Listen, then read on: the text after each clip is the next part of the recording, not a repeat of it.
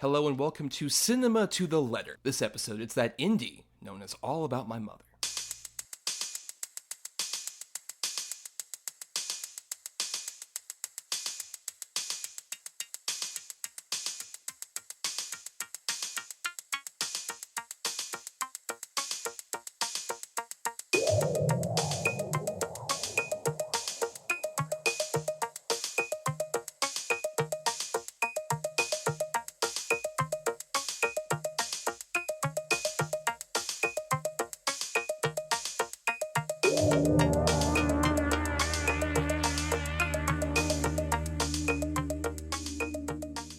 On Cinema to the Letter, we break down the very nature of cinema, letter by letter. For each episode of a season topic, we cover 6 films that fit a C for classic, I for indie, N for new, E for egregious, M for masterpiece, and A for atypical. Because who doesn't love an acronym, am I right? I am Thomas, and, I always depend on the kindness of strangers. Really. It's really the main way I'm able to survive it all, and I'm doing great. So don't worry. Hello, I'm Bryan, and I did not expect A Streetcar Named Desire to be a very integral part of this movie. Very, very surprising, to say the least. You were very disappointed they didn't do the musical numbers, though, from the Simpsons episode. I was that, and I was really a little upset no one goes, Stella! Although That's true, it's very muted in the movie. Yeah, they just say, Stella. Like, no, you gotta, yell it. Come on, you gotta go full Brando with it. But we're not the only ones here, Bryan. We have a guest for this particular episode. You might recognize him from podcasts like It Pod to Be You, a sister show for Talk Film Society, or also his newer podcast, Bollywood Drafts. It is Manish Mathur. Manish, welcome to the show. Hi, thanks for having me. Very excited to have you on, especially to talk about our subject for today, which, as we kind of mentioned earlier, is all about my mother. I know you're a big Pedro Almodovar fan, but before we get into Pedro and everything, this is part of our Criterion season, and I'm curious about your general takes on the Criterion collection, not just like the streaming service, but obviously the physical media stuff and how they curate things. I'm curious, what are your takes on the Criterion collection? Like any movie lover these days, I do admire and respect the Criterion collection. I have many of their editions and have, I don't subscribe to the channel anymore just for financial reasons, trying to cut back on the streaming content. But I do love the channel. I do have a kind of a complicated relationship with it, though. As someone that really respects Indian cinema, I do find that their library is quite shockingly devoid of Indian movies. I mean, they have, a dozen plus films by Satyajit Ray. They have their, they have 2 Mir Nair films. They have some here and there, but, every month I'm like, well, let's get it going. There's Bollywood movies. There's also movies from the Telugu industry, the Malayalam industry, the Tamil industry, the Bengali industry. So there's a lot to choose from, and I'm not sure if it's a licensing issue or they're just not interested, or if some accountant somewhere said, hey, actually, there's not going to be much sales for these titles. I'm not sure, but they do a lot of great work, and I know they've really stepped up their targeting of films by marginalized filmmakers and from other countries. But, for my own little passion, it's not quite there yet. If they want to hire, I'm available to help them with their curation. But they've introduced me to so many great filmmakers, so I really can't begrudge them too much. I just wish that blind spot, was being rectified. Yeah, that's true. I mean, there are certain blind spots, admittingly, this is also very much on Bryan and myself, but I remember, Bryan, shortly after we, finalized the list of the movies we were covering, we kind of realized a certain blind spot, oh, wait, we don't have any female directors, movies by female directors on our list necessarily. And to be fair, there are a fair amount of them in the Criterion collection, but obviously very outnumbered by male filmmakers. There's certain blind spots like that, but at least with the Criterion collection, they're able to continue growing and to be able to hopefully I think with what you're talking about as well with Indian cinema, I think it is a licensing thing, because there's a lot of Indian cinema that you can't really get on even just a regular Blu-ray over here, right? Yeah. I mean, I don't have any knowledge about this, in terms of the technical part of it, but yeah, it's hard to get licensed. It's probably hard to get prints as well. India too, I must admit is not the best at maintaining physical media, or really maintaining a lot of their old classics. But, if you can find copies of, random movies that no one's ever heard of in people's closets, I think they can figure out like how to get over to India and see what's going on there and to, I don't know.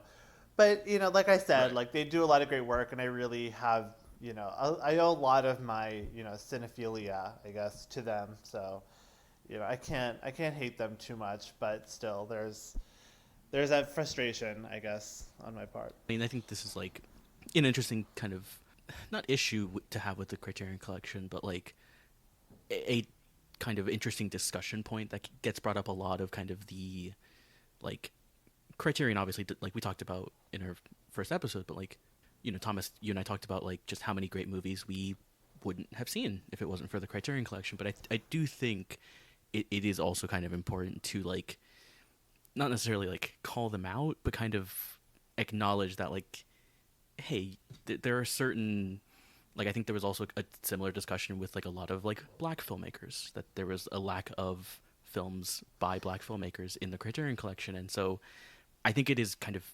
important to kind of bring up these kinds of like just lapses that they have kind of just not really addressed, and these kind of Yeah, I feel like they're putting themselves out as an authority figure within this landscape and within this within this sort of sect of the industry. So I think they do have a lot of responsibility to make sure that they're what they're canonizing isn't all homogenous, which as you say, like they've made amazing strides in the last 4 years. I mean, I think 2020 was around the time that they were really taking stock of their own blind spots, and I just hope that continues to expand. Yeah, at the very least, it seems at least like whatever they might be lacking in like the physical collection stuff, they try and at least to diversify, particularly on the streaming service, with like celebrating black filmmakers, female filmmakers, and stuff like that. So they at least try and cover as many bases as they can.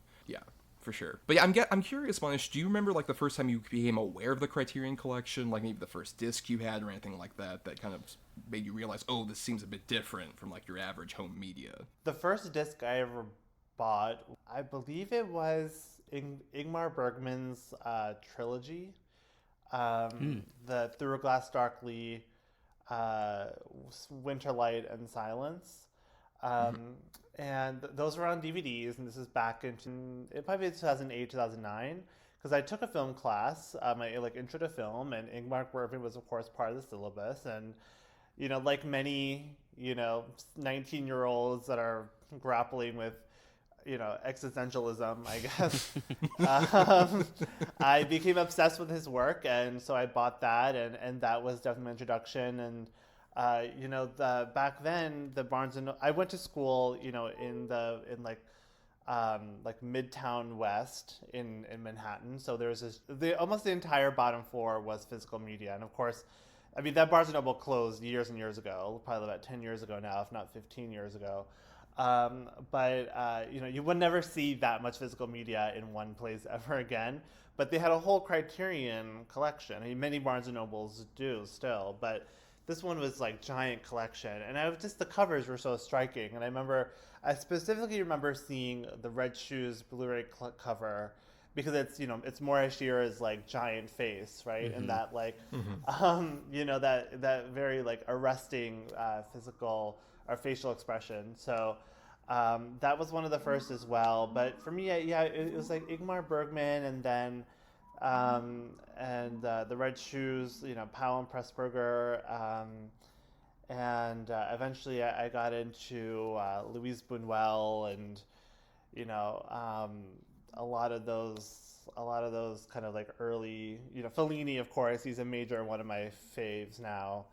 But yeah, those were like, I got into very much like that kind of canon of movies. But yeah, it was definitely, the Through Glass Darkly, Winterlight, and Silence are probably the first ones that I bought, if I remember correctly. I don't think I even have those DVDs anymore. I think I donated them to the library. But yeah, those were a very special time when I was in my Bergman phase. That's true. Admittingly, that seems like a potentially just stereotypical choice, just like Bergman. Of course, that's Yeah, the first. That's exactly. the breakthrough. And like Criterion. not even his I mean, Wild Strawberries too, the Seventh Seal, of course, but like Right, those yeah. three movies, like I obsessed over those movies. Like, especially the Silence was my favorite one, but definitely, oh god, like this is like taking me such back to like my snob era. Oh my god, man, what a moment that was. Well, let's stop talking about the Criterion collection in general and get into our main subject here, All About My Mother.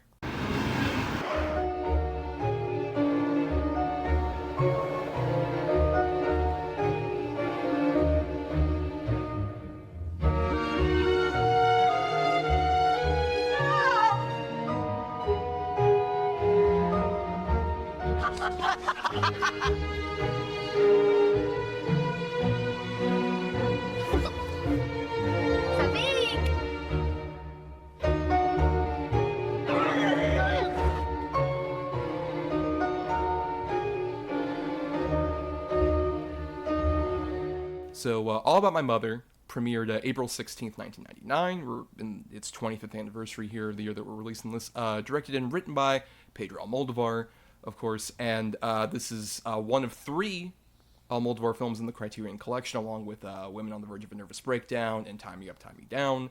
And it's spine number 1012 in the collection.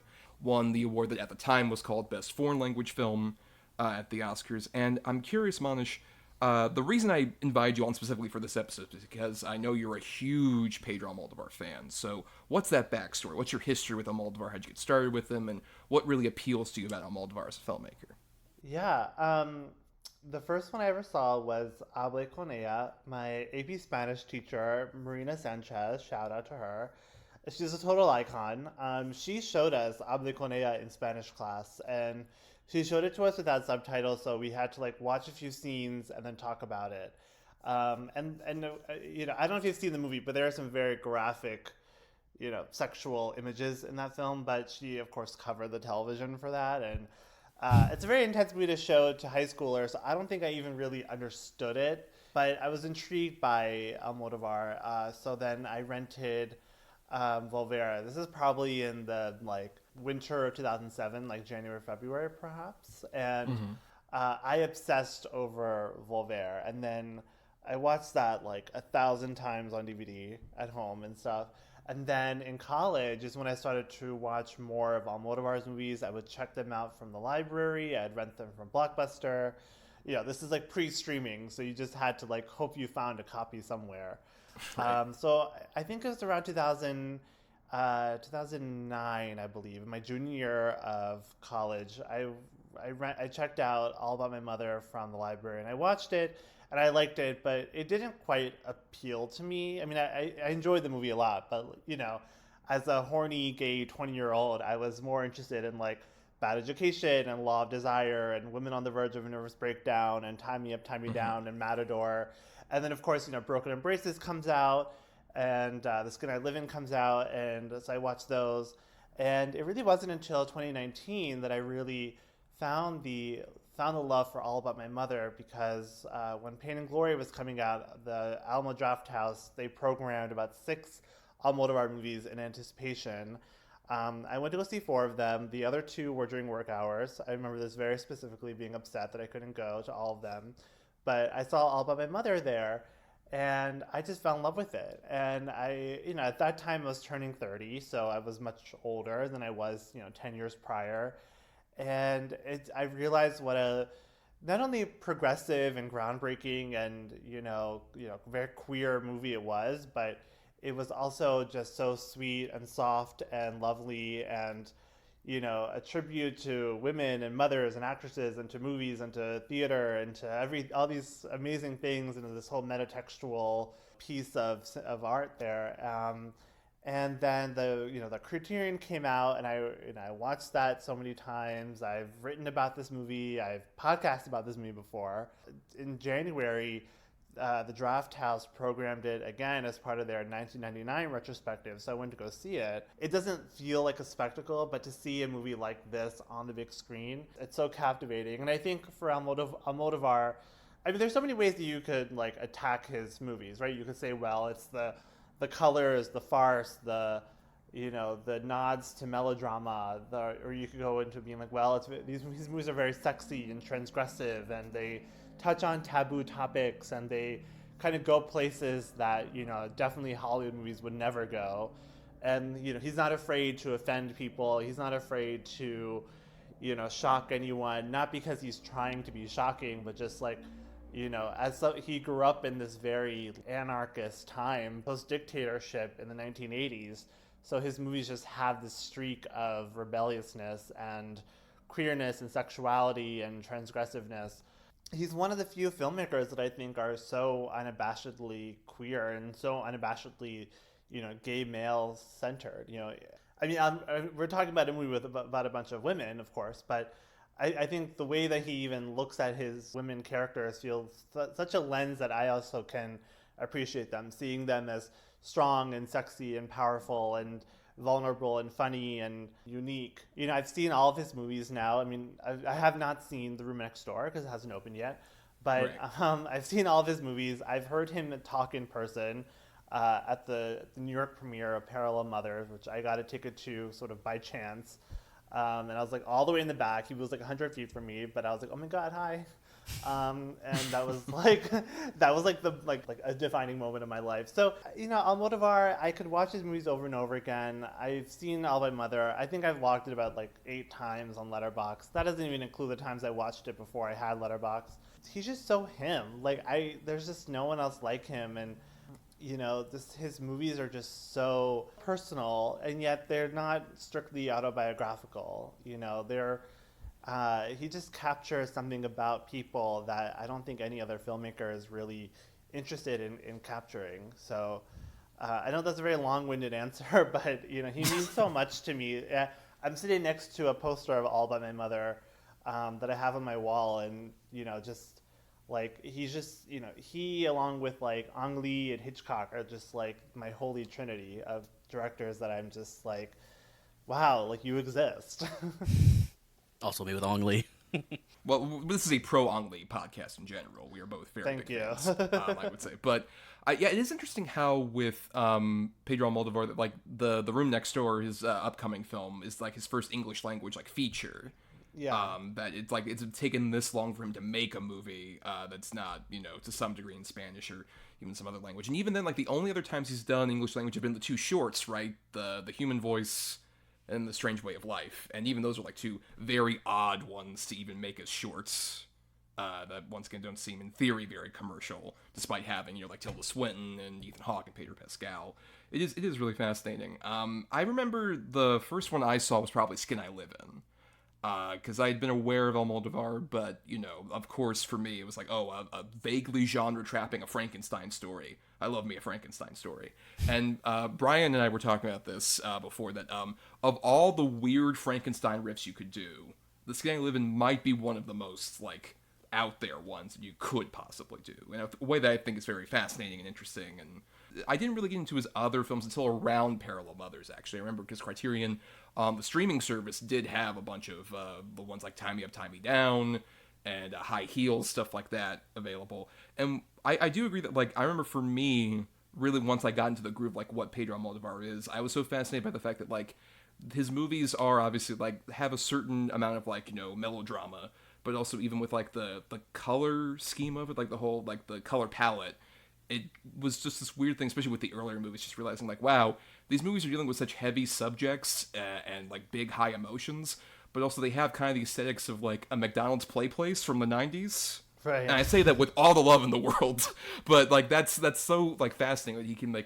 really, contrast a lot of these, darker elements with these, big, bright colors. And I think that's really been consistent throughout his whole career in a really interesting way. But, Bryan, I want to hear from you because one of the main reasons we wanted to do this is because, by contrast to last time, where we talked about one of your favorite filmmakers, Jacques Tati, you hadn't seen any Almodovar before this, right? No, yeah. I mean, he's always been a name that I have heard of, and like whenever he has a new movie, I hear amazing things, and I just like, I don't know why I never saw any of his movies. I think it is one of those things where you have like, there's a director you've heard a lot of great things about, and people have like so much love and respect for them, especially among like, you know, film fan like circles, that I was kind of overwhelmed of like, where do I start first, which in a way is kind of silly, really. Like, you can just kind of just watch a movie, right? But I'd always heard about his movies and what his style was like, and I've always thought like, oh, that sounds really cool, I should watch one of his movies. And I don't know, I never did. And then today I watched two of his movies. I also watched The Skin I Live In for the first time, which, yeah, is so insane, and is like, you know, within like 15 minutes of that movie starting, I was just immediately locked into everything he was doing.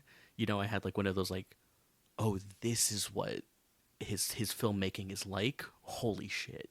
You know, and I had that also with All About My Mother. But I what I love about what I've seen so far, and those are the only two movies I've seen, but I was telling Thomas this before we started, but like, I think I'm just going to watch all of his movies, because it's that moment where you watch, you know, a director's movies, and you're just like, oh, this is what like he's interested in. This is the style. These are the ideas, the themes. Like, I need to go through all of these, right? Like, you mentioned like Ong Lee, like another filmmaker like that. You know, a filmmaker we'll be discussing later on for me, like that was Terrence Malick, where like I watched like Badlands, and I was like, I need to see everything this man has done. And I'm kind of in that position now with Almodovar. Obviously, we'll talk a little bit about this more in depth with the movie, but I love that he does use a lot of like tropes of like, not tropes, but like style from the melodrama, right? And this very heightened and very like, not exaggerated, but I guess heightened would be the right word, like dramatic sense, in terms of like, a lot of the conversations are just very intimate, but they still feel very realistic in a weird way. Like, there's a scene in this movie where like all the women are gathered around the couch, and in like the living room, and it's so like, it just feels like a bunch of people just having a great time, and yet he has all these incredibly like gorgeous like stylistic flourishes, and like the use of color, but the use of like, the production design in this movie and The Skin I Live In is like incredible. Like, just such an incredible use of like space. I think of like the wallpaper in Manuela's apartment in this. I just like it's like in my head for some reason. Like, that design is like just stuck with me. And so yeah, I've just kind of fallen in love over the course of today, just watching these couple of movies. And what I just find so fascinating about him, like you were mentioning, Thomas, with The Room Next Door, is that he's never really crossed over into Hollywood, really. And I guess maybe that is another reason why like I just never have been exposed to him, because you guys can kind of tell me whether I'm off on this or not, but like, he seemingly just kind of stuck to whatever his creative vision is, you know, and whatever he wants to do, whatever interests him, and he's just never really thought about it. And I think like now the way he's thinking, like now it's having someone like Tilda Swinton and Julianne Moore, who are both, Tilda he's worked with before, and Julianne Moore I think is like, you know, she works with really great directors. So yeah, I'm really like fascinated to go through his filmography, because like hearing you guys talk about it and just kind of like looking up all his different movies, I'm so fascinated by him and just his style, and just the way that he writes people. Like, obviously in this movie specifically women, but just kind of the way he writes people, I find so like beautiful and sad. Like, there's so many things in this movie that I find like utterly devastating, and like really like almost broke me like on an emotional level. But yeah, I've been converted. Yeah, well, yeah, that's right. We have a convert, Manish. Someone new has joined the fray.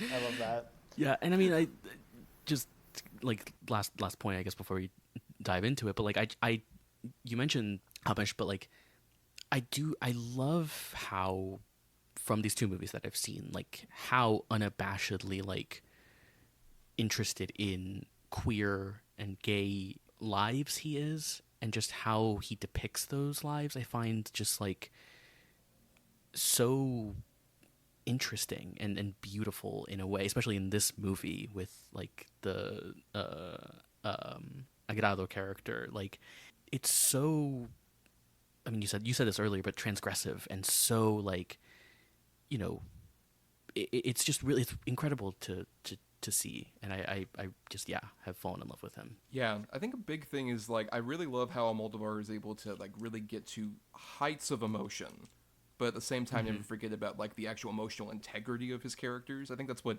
really works. That he can give you the kind of like initial surface level interest of like, oh, there's a lot of like drama going on between these characters. All these character dynamics are so like juicy with conflict, but it never sacrifices the actual like emotional integrity of those characters at the same time. There's always a real core of like whether it's like a huge sadness or a genuine joy about life, whatever it is, that like really sort of is like so central to each individual person. They're all very different. Like every single character in All About My Mother has like such like obviously like connecting threads that like kind of bind them together, but they all are so distinct and creative. How do you agree with that, Manish?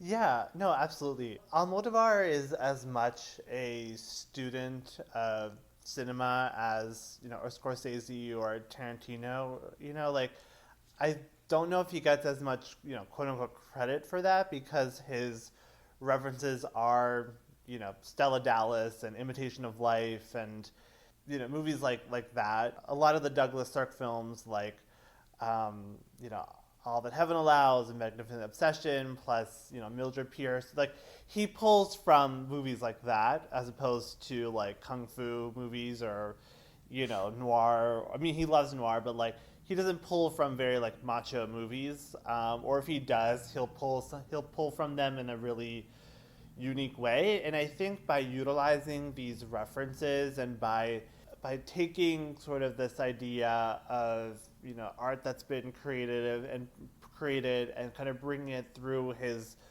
queer, you know, European Spanish lens, I think he is really grounding his movies and his characters and his narratives in a way to offset or to enhance his more theatrical set design or his, you know, more transgressive plot twists or, you know, so I think there's definitely, I mean, I totally agree that, you know, he can take his movies into these like really strange twists and turns, you know, as especially, you know, in All About My Mother when there's sort of this mystery about the father, and it turns out the father is actually a trans woman who is, you know, a former drug addict, you know, a recovering addict, and you know, there's just so much going on there. But I think he's so invested in his character's sort of inner journey, and you know, also in how they relate to cinematic or, you know, artistic history.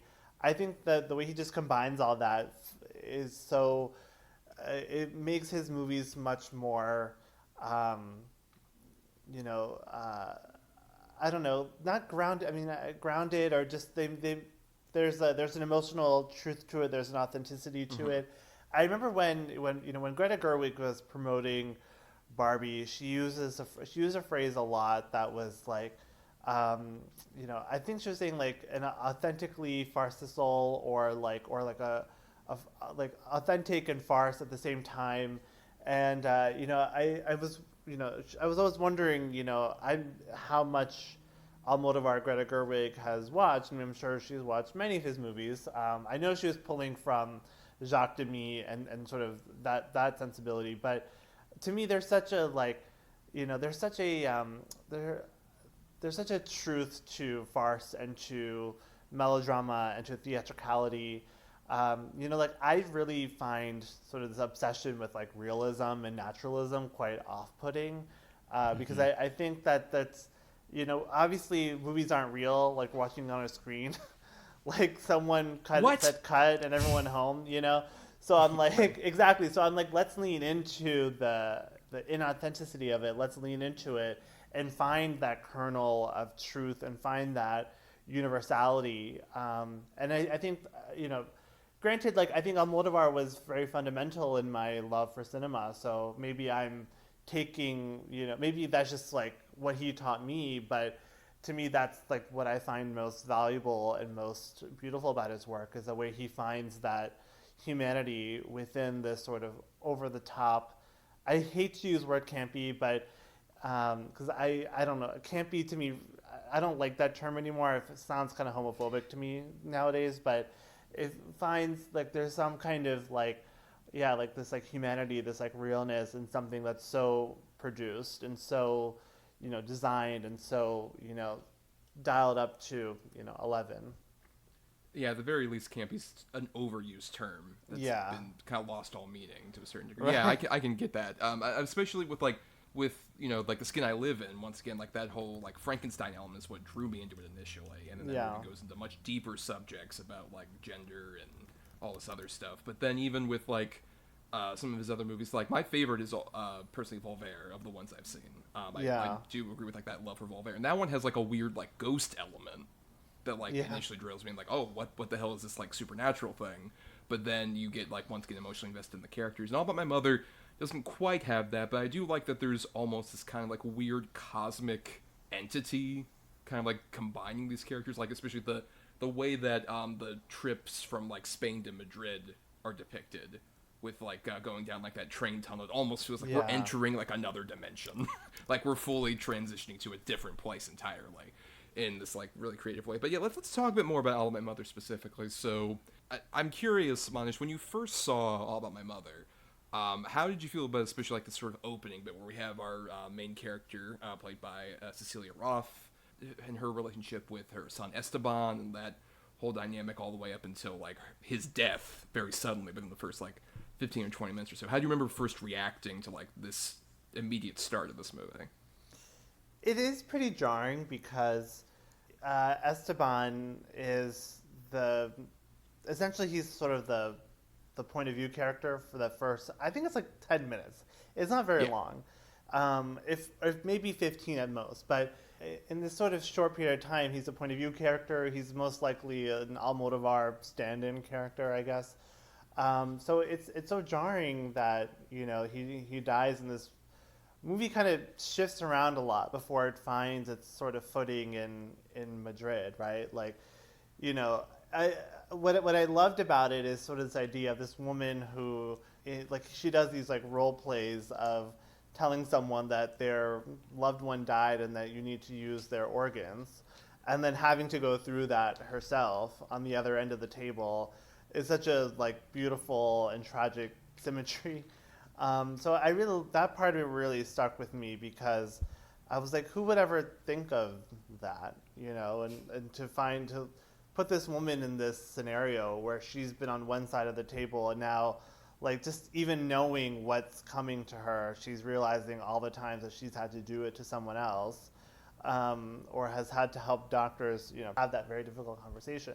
I mean, I really do love that first section of seeing all these different shades of their relationship and the way she's a mother, she's a friend, their frank conversation, their shared interests, and even this idea of hiding your child's past from him. The sort of the irony of, oh, I'm going to tell you everything when we get home, and then the poor kid never makes it home and she has to go through this. I mean, she decides to go on this journey in honor of his memory. I mean, it's just beautiful storytelling. And I love what you say about these, like this train rides. You're leaving one safe space and entering a very difficult space of confronting your own past. I mean, it's just really, I think, really effective storytelling, I think. Yeah, I mean, especially with what's interesting is how there's still a lot of color during this like first 10 minutes, but it feels slightly more muted compared to like when we do leave here and like travel on the train ride. Like things become a lot more bright, not in like a full on like Wizard of Oz kind of way, but It's still like there's a definite like visual contrast there. But also I think a big thing, obviously, to like kind of speak to his like influences. They also share a love of movies, watching All About Eve, which is like a perfect way to like for Almodovar to underline like clear influence here, and then later on pay it off with just like the whole All About Eve kind of like drama that's going on backstage for the Streetcar Named Desire thing. But yeah, Bryan, were you thrown off by the opening 10 minutes of this? No, actually, Okay. I honestly could have lived in this chunk of the like I if the entire movie was just this mother and son like living their life, having these conversations, going to see plays, going to see movies, whatever, like that would have been like an incredible movie for me. I loved this opening section. I think it's a testament to Almodovar's writing that you get such a keen sense of like what their relationship is like from this short little section. You feel just like the love that they have for each other and the kind of like mutual respect that they have. And it's often I think this like thing in movies for me where like I think I kind of knew that the tragedy was coming, but there is still such a beauty and like a bittersweet quality to it in watching just kind of like these people have a nice relationship. I mean, the moment when they watch All About Eve and they make the comment where she's like, well, All About Eve sounds weird in Spanish, and he like writes it down, and that's the title card where it's All About Eve, all about my mother. It's where I kind of knew like, oh, this is a special movie because it's such an incredible like title card drop in a weird way. Like it's not like big and dramatic or anything, but it just kind of like sets you up for what this movie is going to be kind of dealing with in that way. And it's weird because like we were talking earlier about like how the kind of theatricality of Almodovar's like filmmaking, and like the car crash scene is kind of it is quite like big and kind of like it really is him kind of going stylistic with it, not really grounded, and yet I think there is such you get so much of the devastation still. Like there's never a time when it feels like it is just like too overly glossy or anything, like a lot of like Hollywood dramas can be, for instance. And so yeah, and also I mean I know Thomas you put this in the notes, but I find just really interesting that it's kind of an homage to Opening Night, the John Cassavetes movie, which I just someone watched. might be talking about later. Put a pin in that. Sure, okay, yeah, which I just watched a couple months ago, and I was like, it's an incredible film. But just yeah, this opening section I just find like so perfect, and like even if the rest of the movie was not how great it was, I still just would love this opening section because of how much it just kind of like like Manish, you mentioned it's like 10 minutes, like it's not that long, and yet like you really just get a sense of what their lives are like even in this short little segment. And I just think it's like so beautifully done, and like like especially what you were talking about, Manish, with like the kind of weird, the kind of tragic irony of like her having this job and having to like be on the opposite side of that. Like the moment when like the doctors come and like sit down and all he has to say is unfortunately, and it like that's all it takes for her to like just completely break, because she knows what it's like to be on the opposite side of that. And like for the rest of the movie, really, especially as we get to the end with like the scene with Lola, where Manuela like tells her about her son, you just think back to like that very sweet scene of them watching All About Eve, and it's just so like beautiful and like it's absolutely like heartbreaking, and yet I like again could have lived in that like section of the movie for forever. But particularly, I really love the choice Almodovar does to like have Esteban's death. We usually mention Eloy Azorin is the actor. That is so devastating to have it like filmed basically from his point of view, where like you see like the camera tumbling around and then Cecilia Roth coming up to basically us to hold us in her arms as if we're the corpse of her son. There's like a huge, like, that's obviously very like a creative visual way of portraying all that, but also it's very intimate in a way that immediately like puts you, in case you weren't already, like immediately you're just like, oh, this poor woman, we're seeing directly like her pain and anguish, kind of like that the tragic irony of him being kind of like Manish mentioned, a POV character is underlined with like his last moments are you're seeing through his eyes, is like so beautiful but also interesting visual take that like feels, oh, okay, this is like a filmmaker like kind of flexing his muscles, but in a way that like really works for like this dynamic that makes you so invested from here with Roth. Which I'm curious, Manish, how do you feel about Cecilia Roth as like our lead in general for this movie?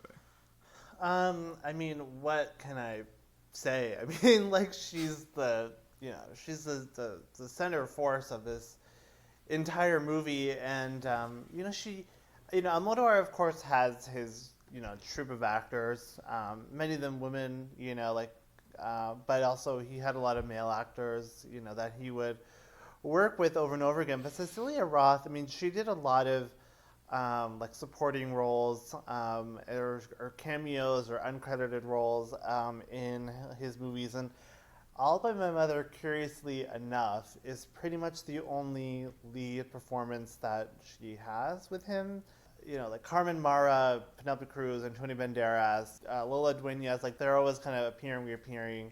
Marissa Paredes, of course, Victoria Abril, but this is like Cecilia Roth's really only like lead role with Almodovar, and I think it's such an interesting choice to give this movie to her. I mean, look, I don't know any of the backstory of, maybe it was offered to all these other people and they turned it down, but I think to kind of give her this movie is such a fascinating thing, because she plays so many different shades to Manuela. She's this concerned mother, she's sort of prudish at times, but that she has this whole backstory of living among trans people and sex workers and drug addicts, and being a part of theater productions and owning a bar on the beach, and all these. She had a whole life, and I think she plays all these. She plays a woman who has lived through that and kind of came out and became this more mature, self-assured woman. But when she's back in that scenario or back in that surrounding, she returns to that feeling and the way that she jokes around, with Agrado. And I mean, like, one of my favorite parts of the movie is when she is looking for Lola in this, like, I don't know, like, sex work cul-de-sac area, like, or, and she just kind of goes in there and she's just like, hey, I'm just gonna come here and I see a guy harassing a sex worker and I'm just gonna, like, beat him up. Like, that's just like, who, like,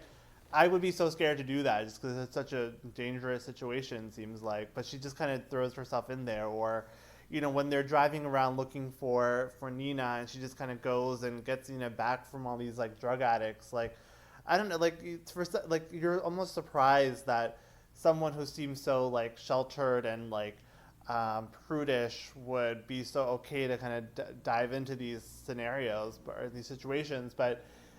I think Cecilia Roth's performance captures a woman who has experienced an entire life and has left it behind to raise her kid, but then can snap back into it when she needs to. And yes, she doesn't lose her motherishness. She kind of plays mother to a lot of different characters. I think it's fascinating to see this movie as a way of Almodovar thinking about, what is his mother like without him? What was she like before me? What would she be like after me? And sort of come up with this character who is so surprising and maternal and fierce and funny and sexy and, all these different things that are just, I mean, the title is correct, right? Like, it's all about her. It's not just my mother as one thing. It's not just a grieving woman. It's not just, a woman who's kind of one thing and only one thing. It's about women who are all these different things and who kind of shift relationships with each other at all times.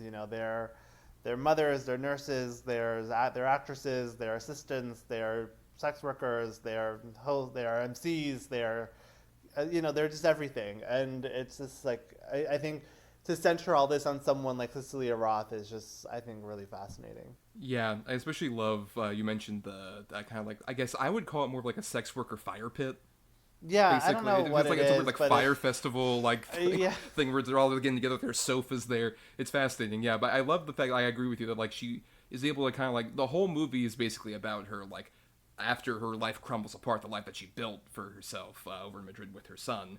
Like coming back to Barcelona, she kind of snaps back into it, but she's kind of like putting one foot in and one foot out at the same time. There's that weird kind of complexity. It's like, do I want to like go back to this particular life I used to have, and like, you know, I want to see like all these people I've missed before, but also like, do I want to like go back to some of that pain that I like really wanted to avoid all this time, all this other stuff, particularly with like her relationship with Rosa. I like the fact that initially she's just like, when, you know, Rosa unveils everything, she's like, you can't stay here. You have a mom, okay? I'm not your fucking mom. I can't be your fucking mom. I don't have the strength to be able to do that right now. And then not too long after, where it's like, becomes very clear, like, oh, Rosa can't go back to her own mom. She immediately drops that in a second, just like, you can stay here. It's fine. I'll help you out. I love that fact that she's got like this motherly instinct, but because of this tragedy, she's like trying, like there's sometimes where she can't help but, you know, be motherly, like even with the Agrado character. I love that right from the jump, like you mentioned, like she's willing to like put that rock in her purse and beat that fucking dude in the head, but then immediately go over to the drugstore and like help her out. I think like there's this interesting thing where she has, you know, this motherly instinct, but there's always this trepidation of like, can I feel those kind of emotions for like another person again after Esteban's passed? Like there's so much complexity there. Manish, you basically said like a lot of what I was thinking about, like just the way that he portrays women as, right, not just one thing. They're not like, especially like women who are mothers are not just mothers, right? They are sex workers. They can be sexy. They can be like horny. They can be all of these things. They don't have to just be this one thing. And I think like, and maybe this is me speaking just because like this is my second Almodovar movie, and I didn't really know what to expect with this movie, but like, it's not, he doesn't like go the easy route with a lot of like these plot lines. Like when Manuela shows up to like the sex worker pit, like roundabout, whatever that thing is, like like I'm expecting like, oh, there's gonna be a movie about someone who gets kind of like goes back to Barcelona and then gets like caught up in some like, you know, the into like the seediness of it, or gets sucked back into this like, you know, she doesn't know, you know, she may have once been a sex worker, may have once been like in this world, but is now going back and doesn't know what it's like now, and maybe it's going to deal with that, and not really. And it's like she's very, it is kind of that thing of going back. She goes back to her previous life, but has all of the experience of the years of like life that she's lived. You're right, Thomas, like she puts one foot in, one foot out, but she doesn't, she like puts one foot in but knows like, I'm here and I can help, and I can, you know, I know what I want. I know who I am a bit more, and she knows, like she's more sure of herself than I guess, you know, she would have been at a younger age. And I think it, all of like her interactions I love with like Agrado in specific, like in particular, because I think that's where you get a lot of the more like how funny like she is, and how like kind of like vulgar she can be, which I think is like such a, again, a really great way to kind of show this woman's just all of the experience she's had, and that she can fit into this world and has these like friends who are like sex workers and are still sex workers, and you know are in that line of work to like to live basically, but can still kind of be a motherly figure to whoever she needs. And I like that she can like, I love the first interaction with Rosa, because yeah, she is kind of like not annoyed with her, but she is slightly kind of like, I can't deal with this right now. Like I can't do it.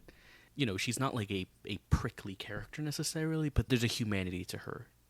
It's not a movie about women that is like, yes, women are perfect, and you know they do nothing wrong, and they are these like perfect embodiments of whatever, right? Like They whatever. don't pull like a strong female character trademark. Yes, necessarily right. With it, right? Yeah. Yeah, which I guess goes back to like Manish's point of like how these women are very different things, and I love that like we see Agrado be like she's introduced as like a sex worker, and yet later on when she delivers that like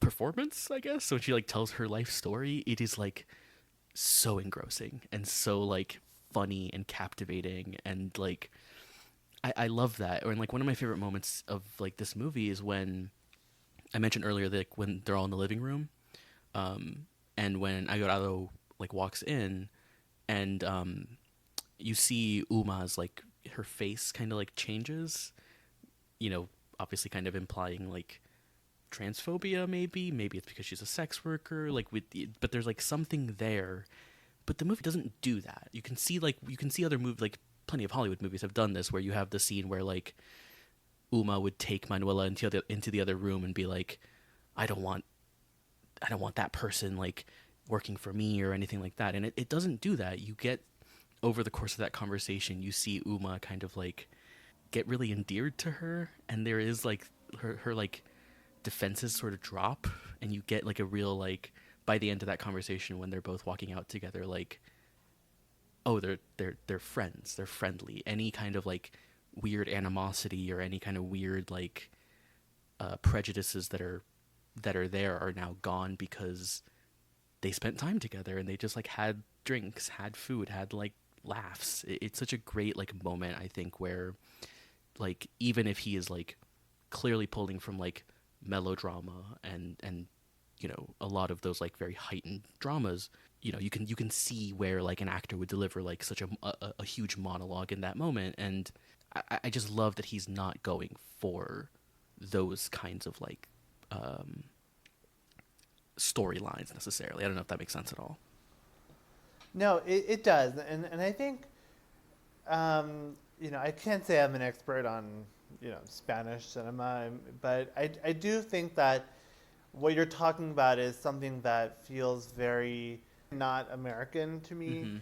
Because I find that there's a lot of hand-holding, I guess, with American movies, and especially when it comes to like topics and themes that are presented in Almodovar's movies, and especially this one. You can imagine like an American remake of this movie that feels very like heavy-handed, or feels like, yes, we need to have a scene where they accept the trans woman in their group, or where they confront the drug addict, or they do this or that, and there's something very like, there's always a risk of that like after school special part of it, and I think Almodovar is, I think his filmmaking is very non-judgmental, and it's very matter of fact. For all of his, as you mentioned before, like theatricality, I think there's something so matter of fact. Like, yes, this woman is a sex worker. Yes, this woman is a pregnant nun,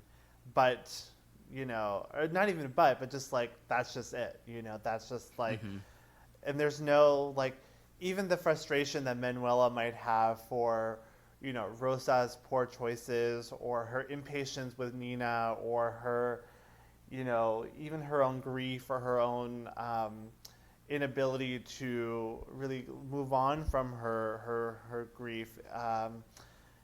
It doesn't feel like there's a lot of judgment in those characters. I think it is frustrating to have someone like Rosa who, if you have a friend that makes bad decisions, or that has made bad decisions, it is, you don't judge them, but you might be frustrated by them. You might be upset with them, but it's not like you are a bad person because you did this. It's just, how could you put yourself in a situation where you're having sex with someone that is a known drug addict? It's just like, it's such a presentation of these women's lives and all the choices that they make, and how they relate to each other, but it's presented without so much, ham-fisted, drama. It's funny, like melodrama has become such a dirty word. People use it to be like, oh, that movie's so melodramatic, but I think there's actually a nuance and a subtlety to melodrama that I think is actually really hard to pull off. I mean, if you watch a movie like, All That Heaven Allows, or, one of my favorite melodramas, Dark Victory, with Bette Davis and a very young Humphrey Bogart, or even if you even go to like A Woman Under the Influence or An Unmarried Woman into the 70s, Alice Doesn't Live Here Anymore.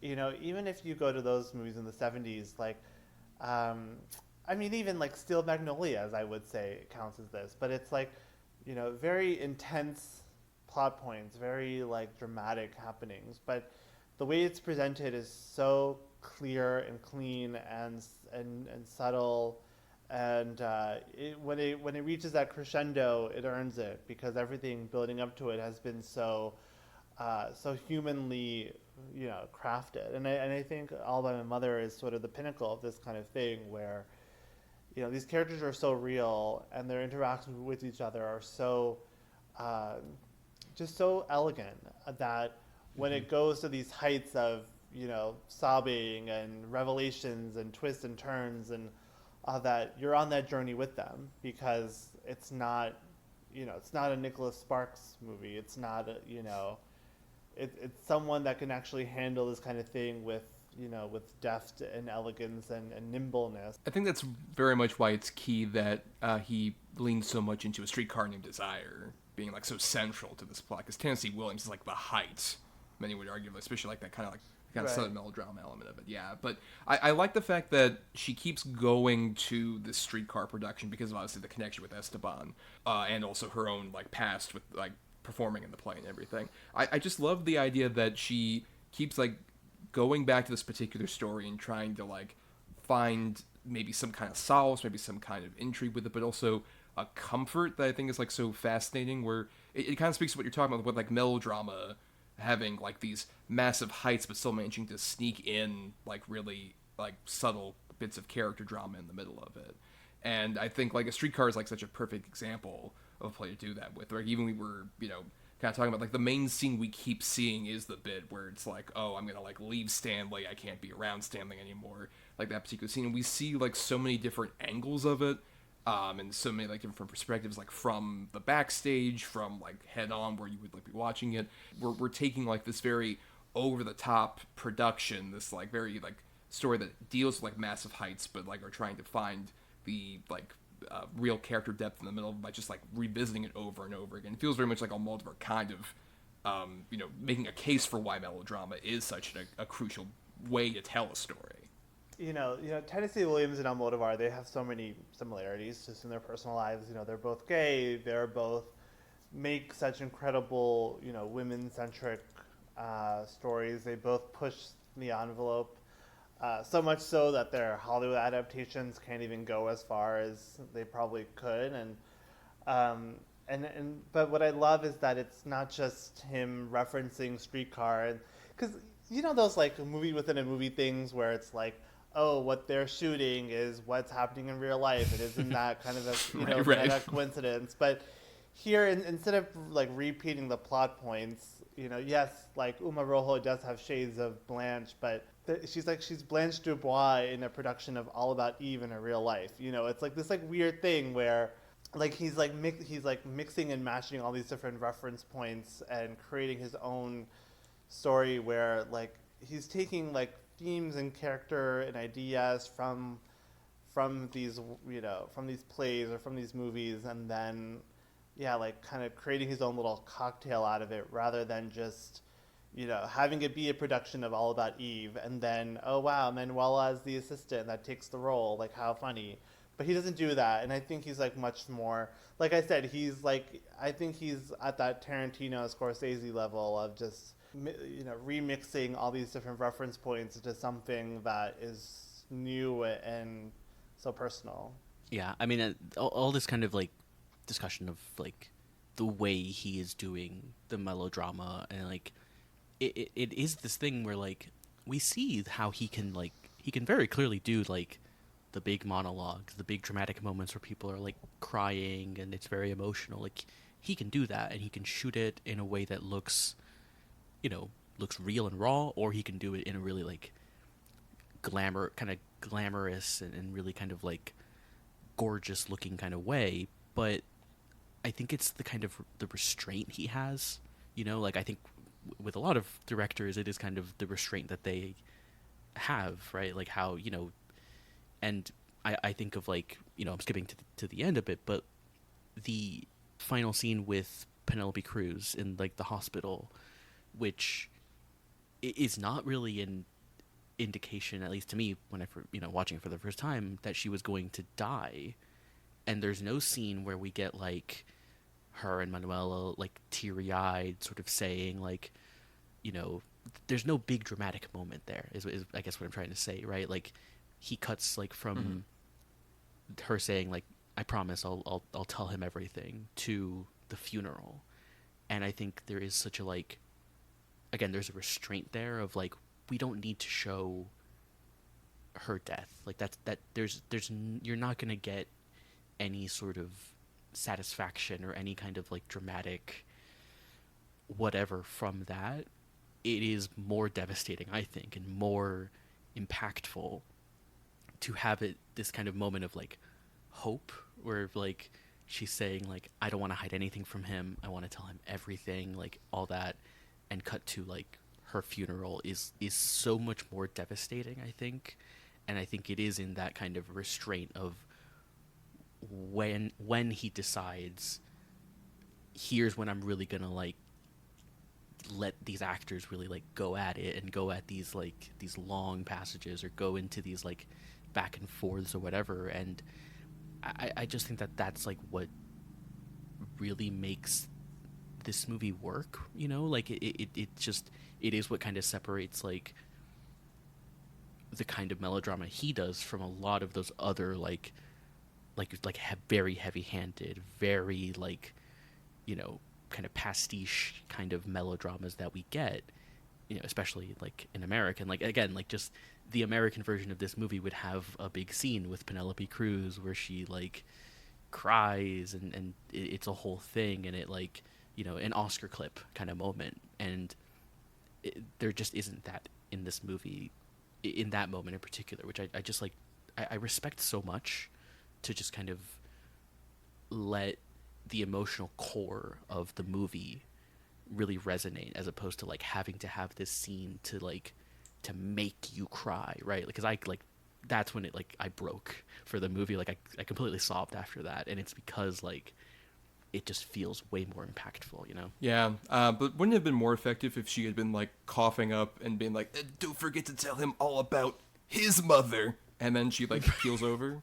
Wouldn't it have been so much more effective, Brian? Right, exactly. It's the exact type of like thing that like yeah, you see in just like so many Hollywood movies, and he doesn't have that, and yet like he has more of that kind of classical sense of like Hollywood than other movies do. God, I find it so fascinating. Yeah, I also love how the way that he kind of advances time in the story. Where there's a certain point where we go like, oh, it's been a couple weeks, and then we get a bit more of the story, and then we move by a couple months, and then even like our epilogue that takes place like just a couple years later.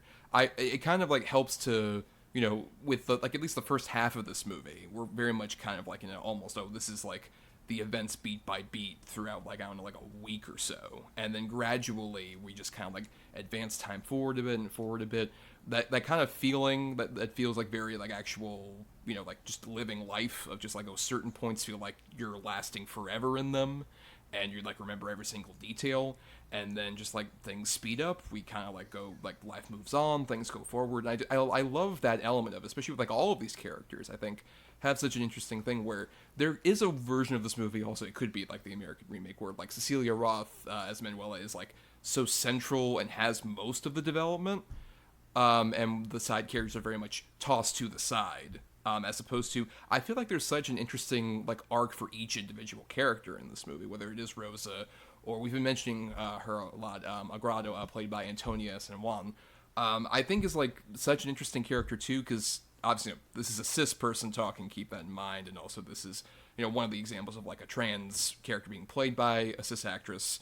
But I find it interesting, like how, especially for 1999, Almodovar gives like that character so much more depth than I think most other filmmakers would be willing to have, because we've seen plenty of examples, like Dallas Buyers Club's like the worst example of just like kind of playing a trans person right for his like, oh, a drug addict and a sex worker for like all the more negative traits, as opposed to I just love that even though we're introduced to Agrado and like this like upsetting initial thing with like the rock being thrown and all this other stuff, there's just like really great like intimate moments between the two of them, and her once again kind of falling into certain things like, oh yeah, sure, I'll become Uma's assistant, and she's doing a great job with it, and she's like just, you know, found this whole new lease on life that feels like it's not like, oh, I've changed dramatically and thank you so much for that, Manuela, as much as just like, well, no, I found like a new kind of avenue for myself, and I'm gonna kind of like take that and kind of progress forward. How do you feel about that kind of element of it, Manish? You know, I mean, one could easily call Agrado, you know, the best character in the movie. She's very funny. She's very warm. She's charming. She has just all these really amazing qualities. She's very vulnerable at times. You know, she is frustrating at times. She's, you know, I mean, I hate to say it. It sounds so stupid, but like, she's treated like a real character and not like a trope. I mean, I know, like, you know, if you go on Letterboxd for this movie, there are many, you know, trans users who take issue with this movie on that front. You know, I never want to speak for anyone else's experience of the film, but from, you know, just from my own, you know, cis perspective, I find that, you know, there's such a dexterity to Agrado, and such, you know, the way that she navigates the world is so interesting to me, because it isn't all, you know, roses and, you know, rainbows for her. I mean, of course, there's the you know, that her opening scene, which is upsetting, but there's also these little microaggressions she has to deal with, you know, backstage, where people are, you know, they're taking access to her body and asking her invasive questions. And I can't speak to the acceptance of trans people or like the mainstreamification of trans people in Spain in the 90s. You know, I don't even know what that would be like in America in the 90s, but so I can imagine that feels pretty realistic, that people who don't know any better, or who are so self-absorbed about their own curiosity and their own, you know, sexual attraction to her, they just kind of, you know, they touch her, they ask her questions, they are invasive of her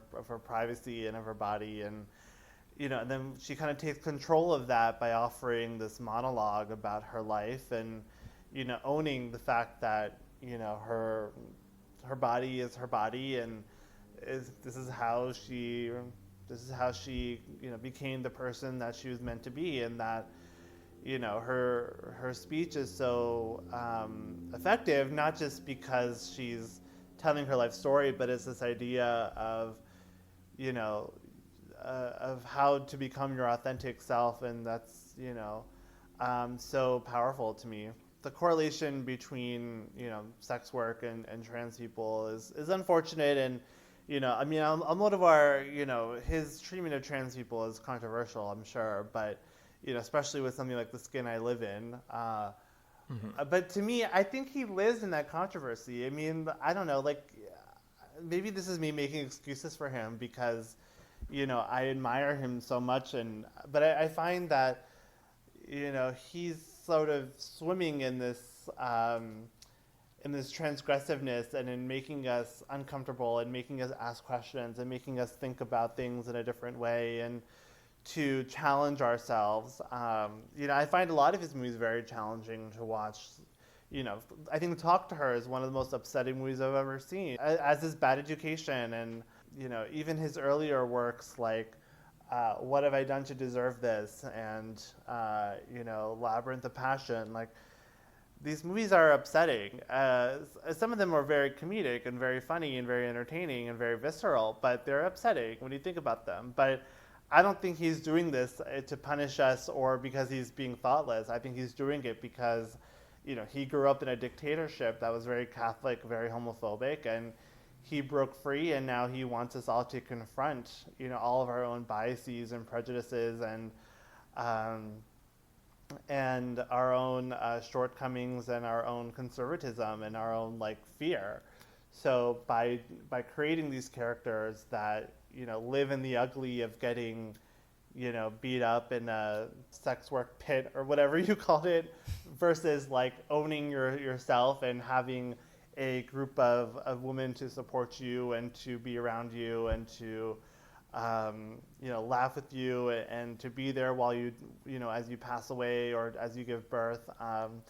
That to me is, like that's something as ugly as, dying from AIDS or from pregnancy complications, but you have this beautiful child that will, learn about his family and kind of be a part of it. I mean, there's just, not to be so, cliche, but there's such beauty in this pain, right? And I think Almodovar he's living in that space between beauty and pain. Yeah, and I also love the fact that like with these characters, it's so fascinating. Even with like the trans element of it, with like Manuela, there's the whole factor like she's very accepting of a grotto, but there's a whole point where she talks with Rosa about like Lola and their past, and some of the language she's using is very like clear, like, oh, it sounds kind of regressive, but in a way that just clearly comes from someone who has had a very personal connection to a person, and then the reality kind of shifts and everything really shifts for her in a way that feels, once again, it's just coming from like the perspective of a human person who has clear like weird biases of their own. There's that kind of thing where it's like, people can progress, but there's always some kind of like, oh, there can clearly be elements where they aren't that progressive. Like even with Rosa's parents, like after going through all that torment and all that horror of their daughter dying, when their grandson is around and Manuel's taking care of them, there's all that conflict about like, oh, I don't want him to like scratch me or get close to me because I might, potentially contract HIV. Humanity isn't like a full-on progression. Like you have a horrible tragic event happen to you, there's still certain things that like you have to learn. There's still certain things that like are clearly regressive about you. We as humans continue to learn things as we move forward. And I love the fact that he's willing to have even like his main character say fucked up shit. It still has this like weird kind of elements. Like, I don't know, they're like very flawed people who aren't 100% great. Once again, not strong female character trademark kind of thing. Yeah. Yeah. I mean, I think that it is what like works about all of these characters. I think is that they are like flawed and they're not, just because Manuela like is friends with like trans sex workers and is fine around them, like doesn't mean she still doesn't have like these kind of things eating at her, and clearly like there's very like personal reasons for that, as we find out. But I think like I mean the moment at the end of the movie with her and Lola with the son, and where she shows her the picture of Esteban, is like such an unbelievably beautiful moment. Just it's incredibly devastating, but I think there is that kind of like contextualization for these characters. I think it's after Rosa reveals that she's HIV positive, where Manuela like yells at her like, how could you be so stupid to do that? And then like misgenders Lola, and it's like it is like a bit disturbing, and you are like, oh, like it's a different side of like Manuela that we maybe had gotten like a bit of a glimpse at, but not to that extent. And it feels very like it is kind of, I guess, what this kind of movie is about, where like we don't really know people necessarily unless like we really spend time with them and hear their story. I mean, like when just all the various like stories that Manuela tells. Like there's the one at the hospital she tells of like her like her friend going to like Paris, and I just really like the way that it doesn't feel like it has to kind of make these characters into these kind of angelic figures, but also I think like the way that he can show the ugliness of this without, like we've been mentioning, like a lot of Hollywood movies go into the kind of like portraying like homophobia or transphobia in like that kind, in a way, in a very heavy-handed kind of way, that a lot of movies do. The movie doesn't have to do that. It can do that in ways that are more subtle and ways that are not as like, again, heavy-handed, right? Like like the moment I think of is when Agrado is about to give her big speech. She says like, if anyone wants their money back, I understand, like blah blah blah blah blah. And then you see like this like old couple get up and like in disgust and like walk away, and you just like it's kind of moments like that, or moments like when Mario, who is he playing? He's playing Stanley, right, in Streetcar. Yeah. Right. Yeah, when he like, yeah, like kind of goes up to her and like says all these really gross things. Like it's moments like that. It's not moments like, you know, relishing in earlier, like when she gets beat up. Like there isn't like we see the bruises and we see everything, but he doesn't have to like sit with that necessarily. And I it's all the better for it in my opinion, because I think that like it definitely gets into the very like tragedy porn, I guess, for like LGBT representation, which I think is just like is not a very like interesting way to depict it in my opinion. I agree with that, and you bring up a phrase like tragedy porn, which I think is really interesting to use in this context, because this is a very sad movie. If you kind of write down everything that happens in it, you're like, wow, this is really sad. But I think what Almodovar is going for here is that, especially in this movie, or something like Voltaire, which is probably this movie's most close analog, for sort of like later or like mid to later period Almodovar. I mean, I guess right now, if you think about it now, Voltaire is much closer to all about my mother's era, than it is to ours, right? And with this parallel mother's era, but I think that if you if you want to think of those two movies together, it's this idea of this connection through shared trauma, and that everyone here in this film was affected by Esteban / Lola's selfishness and thoughtlessness and impulsiveness.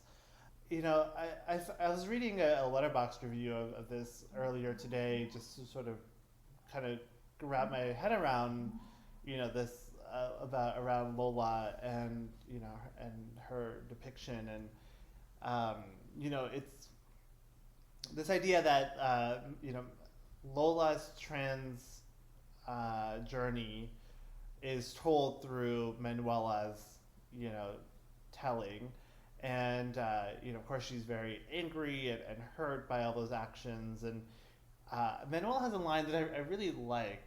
I'm not sure if it's a problematic line, but she says, Lola has all the worst parts of being a man and the worst parts of being a woman, which I think is a pretty funny line to think about, because Lola's selfishness and her hypocrisy and her self-absorption feel very male, but then also like, but then you don't want to assign that kind of stuff to men or women. But I just think about the part of the film where she's saying that Lola would get so jealous, but then would have sex with anyone that kind of looked at her, and that sort of like hypocrisy that is there.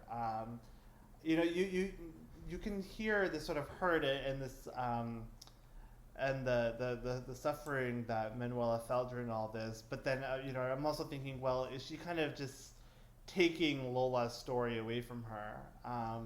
And the fact that we don't really even meet Lola until the very end of the film, she's kind of this like spectral figure that everyone's very much aware of and is haunted by.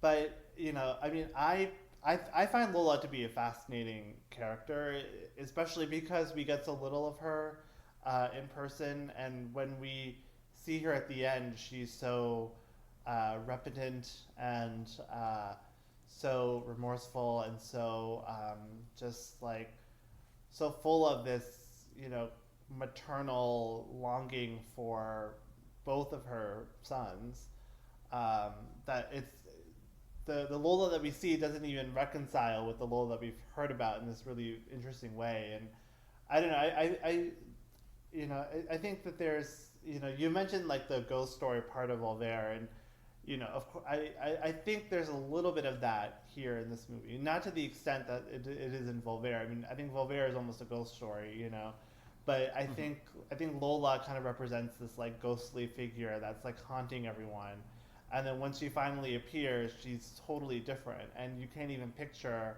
that this person that we see in front of us was ever like how she was described, and I find that um, contrast to be a really interesting take on the role for Almodovar. Yeah, I think Tony Kanto does a really great job as Lola, where, like you mentioned, we get so little of her, but the moment that she shows up, there is just this immediate, like, wash of, like, oh, this is a person who's, like, been through a lot and also did a lot of fucked up shit and is extremely regretful about it. And I think that's, like, really engaging, especially the way that, like, when Lola and Manuela are, like, looking straight at each other, there's initially you think like, oh, is there gonna be like a big conflict? Is there gonna be some kind of like screaming match or whatever? And Manuela is just on the verge of tears like so consistently while she's barely getting out about Esteban, and then Lola is just very like just confronting in a way where it's like I understand, I've like really hurt you, I did so many horrible things and I'm on the verge of death. It feels like there's like so much we get of like such little screen time for that character, and especially when Lola ends up meeting little Esteban and all this other stuff. It feels very much like she still is like a human, even though we've kind of had her in the background as kind of like this figure who's sort of a source of pain and could be almost monstrous in the wrong hands. I think I like the fact that it's so much about perspective, this movie, about just like how we kind of remember people, and how especially how we remember all the wrongs that they did, and how we have grand ideas of like, oh, when I confront them I'm gonna like really just like let them have it. And then when you're actually confronted with something like that, when you're confronted with someone from your past, all of like the mixed emotions really come out in an interesting way. And I think that's really reflected off both the characters in a way that feels very like human and messy. They're both incredibly, I think, vulnerable with each other in terms of like, I mean, the way that she reveals that Esteban was her child, and when she says like you can't visit him, it's so devastating. They want closure, I think, right? Like there is this kind of unfinished business, I guess, that they both have. And I agree, like it is about perspective in terms of like we get a lot about Manuela's history and where she's been, and we see where she is now, and it's very easy for like, I think, her to realize herself, like that like, oh, I've changed, I'm not that person, I'm not a sex worker anymore, I whatever. And I think like it is kind of this like human flaw that she kind of can't see, that Lola has changed, and that she feels that regret and feels a lot of remorse for the things that she has done and like the damage she caused. And it's just such an interesting, I think, ending to this movie, right? Because you think that, yeah, there is going to be this big moment where they like yell at each other, and instead it is this like emotional scene, and then the next scene we get with them is this like incredibly sweet and tender moment where there is that sense of like closure, where like Lola can finally see her son, and like the notebook, I can't even like like think about it, because just that sort of like the reading of when they read Esteban's like notebook and what he wrote is just like breaks my heart. But it is such a like wonderful bit of kind of closure in that sense. And I think very early on she goes to Barcelona and she's like, I'm looking for Lola, like that's my goal. But she kind of gets like sidetracked in a way, right? Like taking care of Rosa and being in the helping Uma and Nina with the play, and Nina's like drug problems and stuff like that. And so you kind of like not forget about Lola. She's always, like you said, like kind of a spectral kind of figure, but it becomes about much more than just like, I need to confront this person who did me wrong. And it becomes more about like the connection. This all sounds very cliche, like the way we're describing it, but the connections that she makes with these people around her, that kind of really like not necessarily like helps her through her tragedy, but like it is kind of this weird reassurance of like, again, I'm gonna sound really cliche, but like they have each other, you know, and even though there is an underline of tragedy with it, with like Rosa's death, like there is this kind of glimmer of hope in the Esteban 2 and in the like I love when she goes back to like we see her with the baby going back to Madrid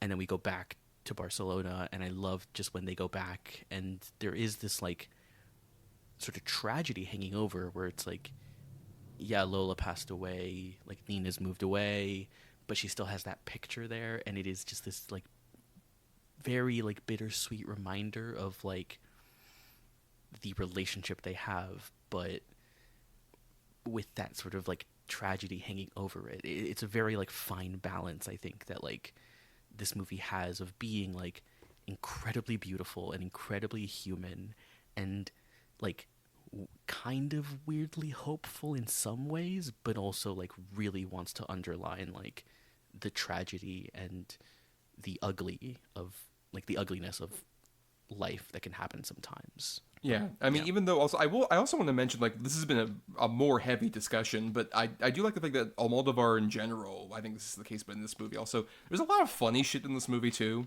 Like Agrado has some of the best stuff, with stuff like early on where it's just like, oh, do you have any alcohol? It's like, oh no, I drank it all last night. No, like rubbing alcohol, like disinfect it, shit like that, or even like the book thing. I think one of the better bits for like we haven't talked much about Penelope Cruz, but the bit where she's like in Manuela's apartment and Rosa like looks over at the little journal of Esteban's and she starts reaching for it, and then Manuela says, "Don't touch the book," and then she like puts her hand back, stuff like that. There's a lot of like really great little like comedic elements, or of course maybe the best line of the movie, just like, oh, it's been ages since I've sucked a cock, and like everybody just like is so cheerful about it. There's like this like kind of almost girls' night atmosphere that happens that little bit there. It's a movie that definitely relishes in like every single emotion you can have about life. Yeah, I love the line when Uma says like it's been forever since I've sucked a cock, because like again you're just not expecting that scene to play out in that way. You're expecting the kind of like animosity, you're expecting some kind of tension there, and it's just immediately like let go at that moment where it's like, no, they're having fun, and they are coming together, like it sounds really cliche to say that this is kind of like this sort of found family kind of movie, but I think it really is. And I think, yeah, like there are so many like really, really funny moments, and yet it has a lot of that like the sadness, which I guess is a really great thing that melodramas do necessarily. I think my favorite kind of bits of this movie is just like I think Nina and Uma Rojo's sort of whole thing is so, it's not like funny like haha funny, but I find them to be such an interesting little pair of their like romantic relationship and the drug problems.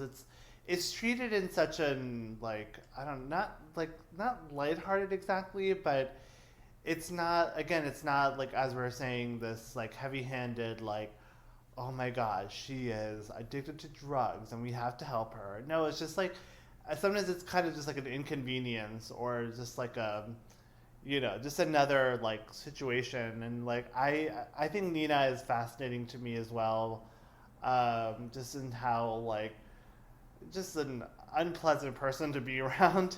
You just can't imagine her like, I don't know, playing Stella of all characters. The sort of like girls' night out scene is like the best part of the movie, and it's so like you want to watch like 10 seasons of a sitcom with these right. with these characters. Which to me is always like the highest compliment I can give like a comedy is like, I just want to spend like 200 hours with you a year, or not a year, but I don't know what the math is, but what we're saying is all about my mother, Monday nights on CBS. Honestly, I would watch that, especially if it's on CBS. It's like a half hour, right.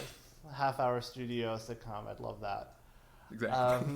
But yeah, no, it's just like, I think that there's such a life to this movie. And, I even when like Nina's whole arc kind of gets like brushed under the rug, and then she's often married with a kid and stuff, and you're just like, there's just so many twists and turns to life that you really can't predict it. I mean, I'm sure Manuela thought that when she ever met Lola, it would be that screaming match, but somehow they find this common ground in sharing their children with each other, and they find that connection, that humanity, that empathy and compassion.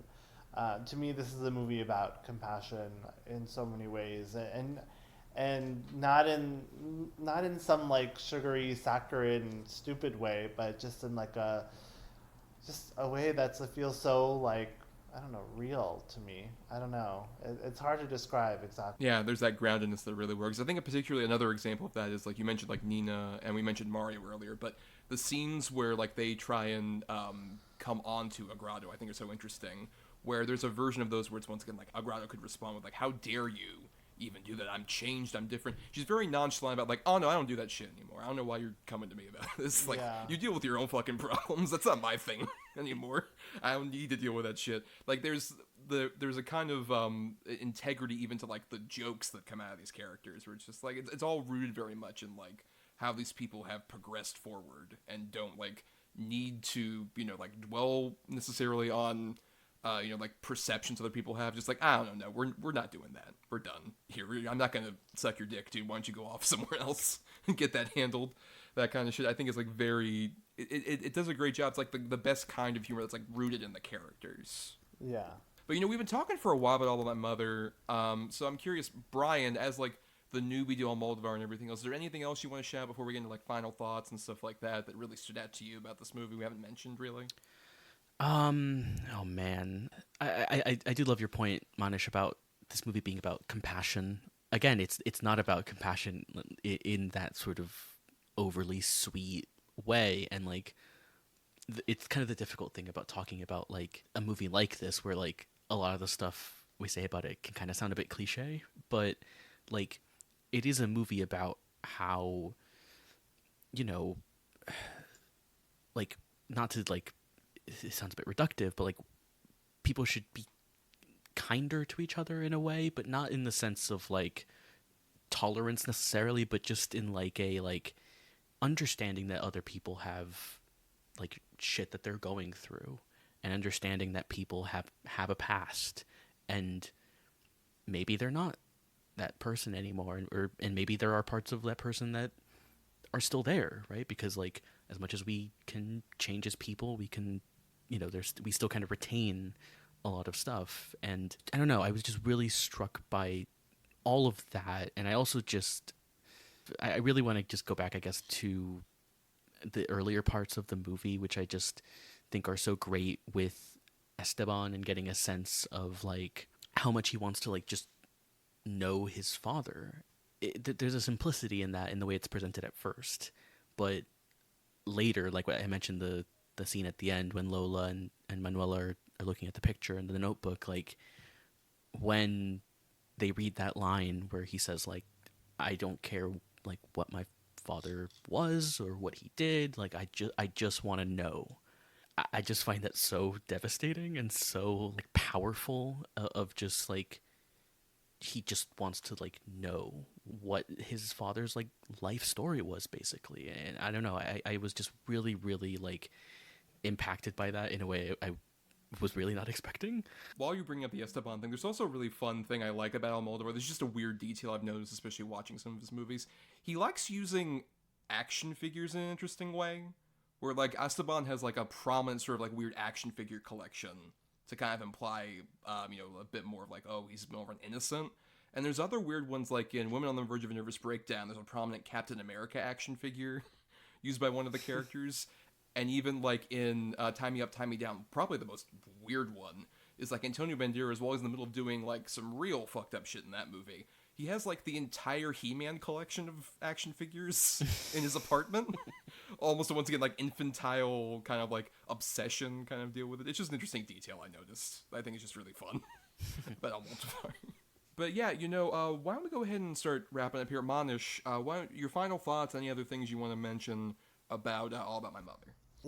Bryan, you're saying that this is one of your first Almodovar movies, and you're kind of like, I don't know where to start. I feel like All About My Mother is probably the best place to start. I think it's a very accessible movie. I mean, of course, it won the Oscar. For all of its more transgressive and complicated plot points, it feels very open arms, open hearted. I feel like a lot of that takes you by surprise, but doesn't throw you off guard, and it never feels unwelcome. Even as it's playing in a lot of thorny thematic, pursuits. So I'm glad that this would be the one. I'm glad that this was the one that you started with, or one of the first ones. I mean, I think The Skin I Live In is, I would also say is a good starting point for especially people, like us who watch movies like this a lot, because it is shocking, but I don't think it's shocking in a way that is abnormal for a movie like that. That's kind of like a horror, kind of body horror type Cronenbergian type movie. I don't know if you've all seen The Substance, but like if you can watch that, you can watch The Skin I Live In. Yeah. I think that for All About My Mother is such a it's such a clear-eyed movie that is very easy to watch. It's easy to fall in love with the characters, even the ones that are kind of antagonistic. I've seen this movie probably about a dozen times in the last 12 years of my life, or 15 years of my life. So I could watch it a million times more. So I'm really happy that you all had me on here to talk about it. Yes, and we're very glad we had you, of course. But I'm gonna save Bryan for last. I want Bryan to have the final word. I'll just at least briefly say this is probably my second favorite Almodovar, after Volver. I think because like it has so much of like what we've talked about in terms of like the big heightened melodrama moments, but then also the really subtle, small bits of like character interaction that kind of gets at certain really human truths, like one we didn't talk about, but I love the scene where Penelope Cruz ends up seeing her father while they're like driving around the taxi, and calls the dog over, and we get the idea like, oh, he has dementia, and she just has this like very interesting conversation that feels like plain enough to where like this guy might not remember who she is, but there's still that weird connection. Even like the little detail that he asks everybody, how old are you and how tall are you, I think is like such a great detail that feels very human about like, oh, this is like something somebody would gravitate toward, very simple questions, especially in that particular mental state. I love how like there's so much about like, oh, what do we tell people about our lives, especially our family? Like, what do we tell about our past? What do we engage in? What do we keep away from them? And like that perspective thing I was mentioning earlier really permeates throughout all these characters in a way that where they all feel very messy and upsetting and upset in various ways, but in a way that feels like very heartfelt and human in ways that we were kind of mentioning earlier. Like on paper, there's a lot of cliche here, but Almodovar avoids cliche constantly, all the way down to like the very ending of this movie. Like I remember when I first watched this movie, I wasn't as huge like, oh, it ends like that. That's just it. Like it kind of like almost trails off. But rewatching it this time, it feels so much more impactful. Where it's like almost a better version of like the life goes on kind of ending, where it's like, well, I gotta get back on stage, and I'm gonna I'll see you out there, and then the dedication as well and everything else. I think it does a great job of like giving you an ending that's not like incredibly emotionally like heightened, but at the same time has a real kind of emotion that sneaks up on you in the way that like the cut for Rose's death to like her funeral does, all this other stuff, where it's like it kind of sneaks up where it's like, oh yeah, I guess that we move forward, that kind of thing. That kind of sudden realization is something that like I think can only work as well because Almodovar deals with like the big heightened moments. He has the exclamation marks, but he knows how to put in some question marks, some periods, some ellipses with that ending, stuff like that. So really, he's a punctuation-based filmmaker is my final point. But Bryan, your final thoughts on All About My Mother?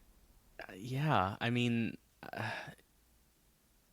look, I think that this is one of those, like, I'm sure you guys can like relate to this, where you watch like one or two movies from a director that you've heard of for many years, is acclaimed, all that stuff, and you watch a couple movies and you just kind of think like, oh yeah, I think this is going to be like a filmmaker I like fall deeply in love with, like on a really personal level, who's like going to become like one of my guys, right? Like up there with a Terrence Malick and Ang Lee, you know, some of my favorite filmmakers. And it's just a great thing about like watching movies where you can just discover things you haven't seen before. And there is this like right now, I just have this feeling of like there are like a ton of movies, and it just feels like a treasure trove, you know, of just like I get to watch all of these great movies that I've just never seen. And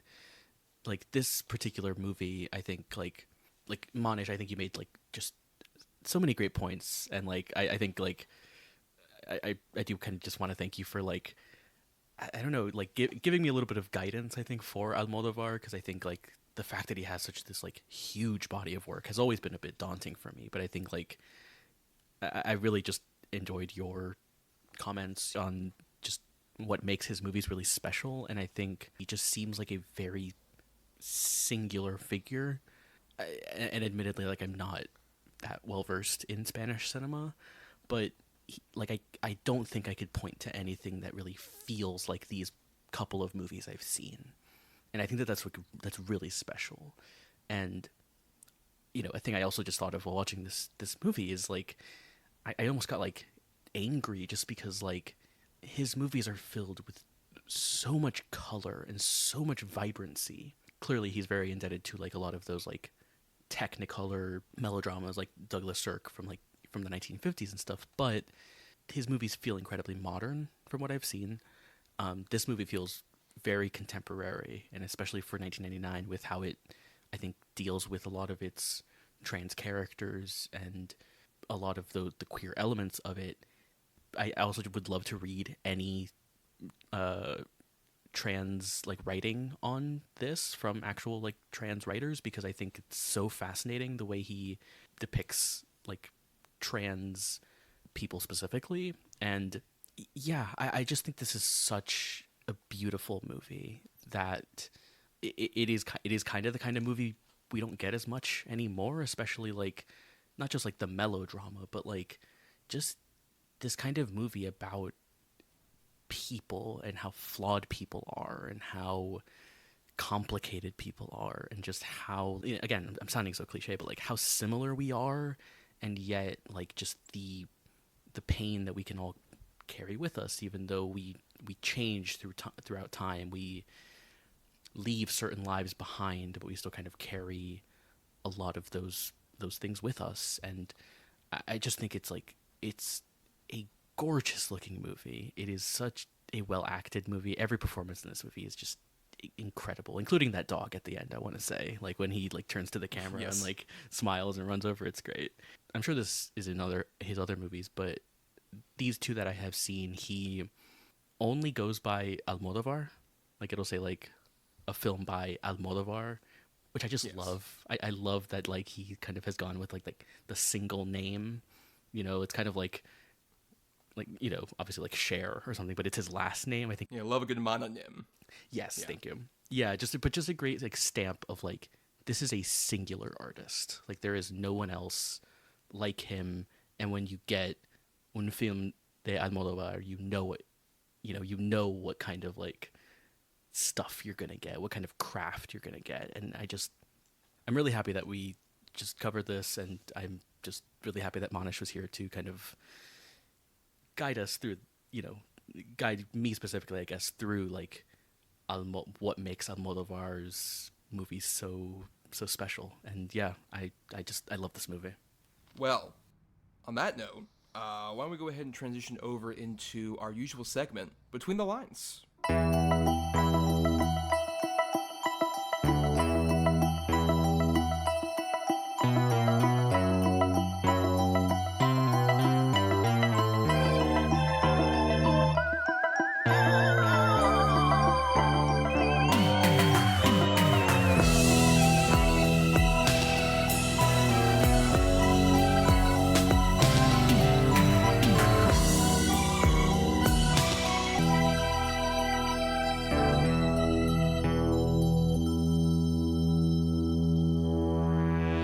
So on Between the Lines, myself and Bryan and our guest, if they so choose, recommend a movie that in some way is, related to maybe the movie we're talking about particularly, or could be an alternate choice for the letter, in this case, the I for Indie Criterion. And Bryan, you're starting us off here. What is your recommendation for Between the Lines? Yeah. So I wanted to go with another indie movie. Weirdly, another gay filmmaker who is unabashedly a gay filmmaker and has no qualms of offending whoever it may be. And also a movie that I watched because of the Criterion channel, which feels appropriate to this conversation and this season. I'm recommending Greg Araki's Totally Fucked Up, the first film in his teen apocalypse trilogy, which I watched all three of them, again, on the Criterion channel. And Araki, another filmmaker who I just was not really that familiar with. I had heard of him, but he's also one of those directors who just like hasn't made a movie in the time that I've been like really into movies. So like there just isn't a kind of like relevancy with him, and a lot of his movies were unavailable for a long time and stuff like that. And watching something like Totally Fucked Up, I think, is so much of what I love about movies. So if for anyone who's unaware, this movie is about a group of gay teenagers living in LA who go through their lives of being romantically involved with each other, being romantically involved with other people, having to deal with the fact that they are like gay in America in the 90s, and the way Araki portrays this is this sort of these 15 parts, which I believe, according to the Criterion thing, I believe this is correct. It's kind of this homage to Masculin Féminin, the Jean-Luc Godard movie. It's a perfect like time capsule of a movie being released in 1993, but I just also think Araki's attitude and his like just his style is so appealing to like me personally. I love how kind of a huge fuck you this movie is to just like how homophobic America was at this time. Like there are all these like intercut interviews with these teenagers where they're just kind of like talking about whatever, their relationships, their like lives or whatever. And yeah, I really love it. James Duval is one of the teenagers here who is in all three of these movies, and he's so great. All the teenagers are in this movie. I just absolutely adored it, and I just loved how it has this kind of formless narrative. There isn't like I think the movie even has like a title card that's like insert narrative here, which I think is just so fun. It has such a playful energy to it, and yet it has this real like energy to it, which I just absolutely love. Just these kind of small fragments we get of these characters, I think, are all just like so fascinating and so just gorgeously shot. I think like just the aesthetic of this movie, of this like small, I don't want to say grungy or grimy necessarily, but that type of like energy I think that the movie has, I just find so appealing. I love this movie. I love all three of these movies. This was it's maybe my favorite of the trilogy.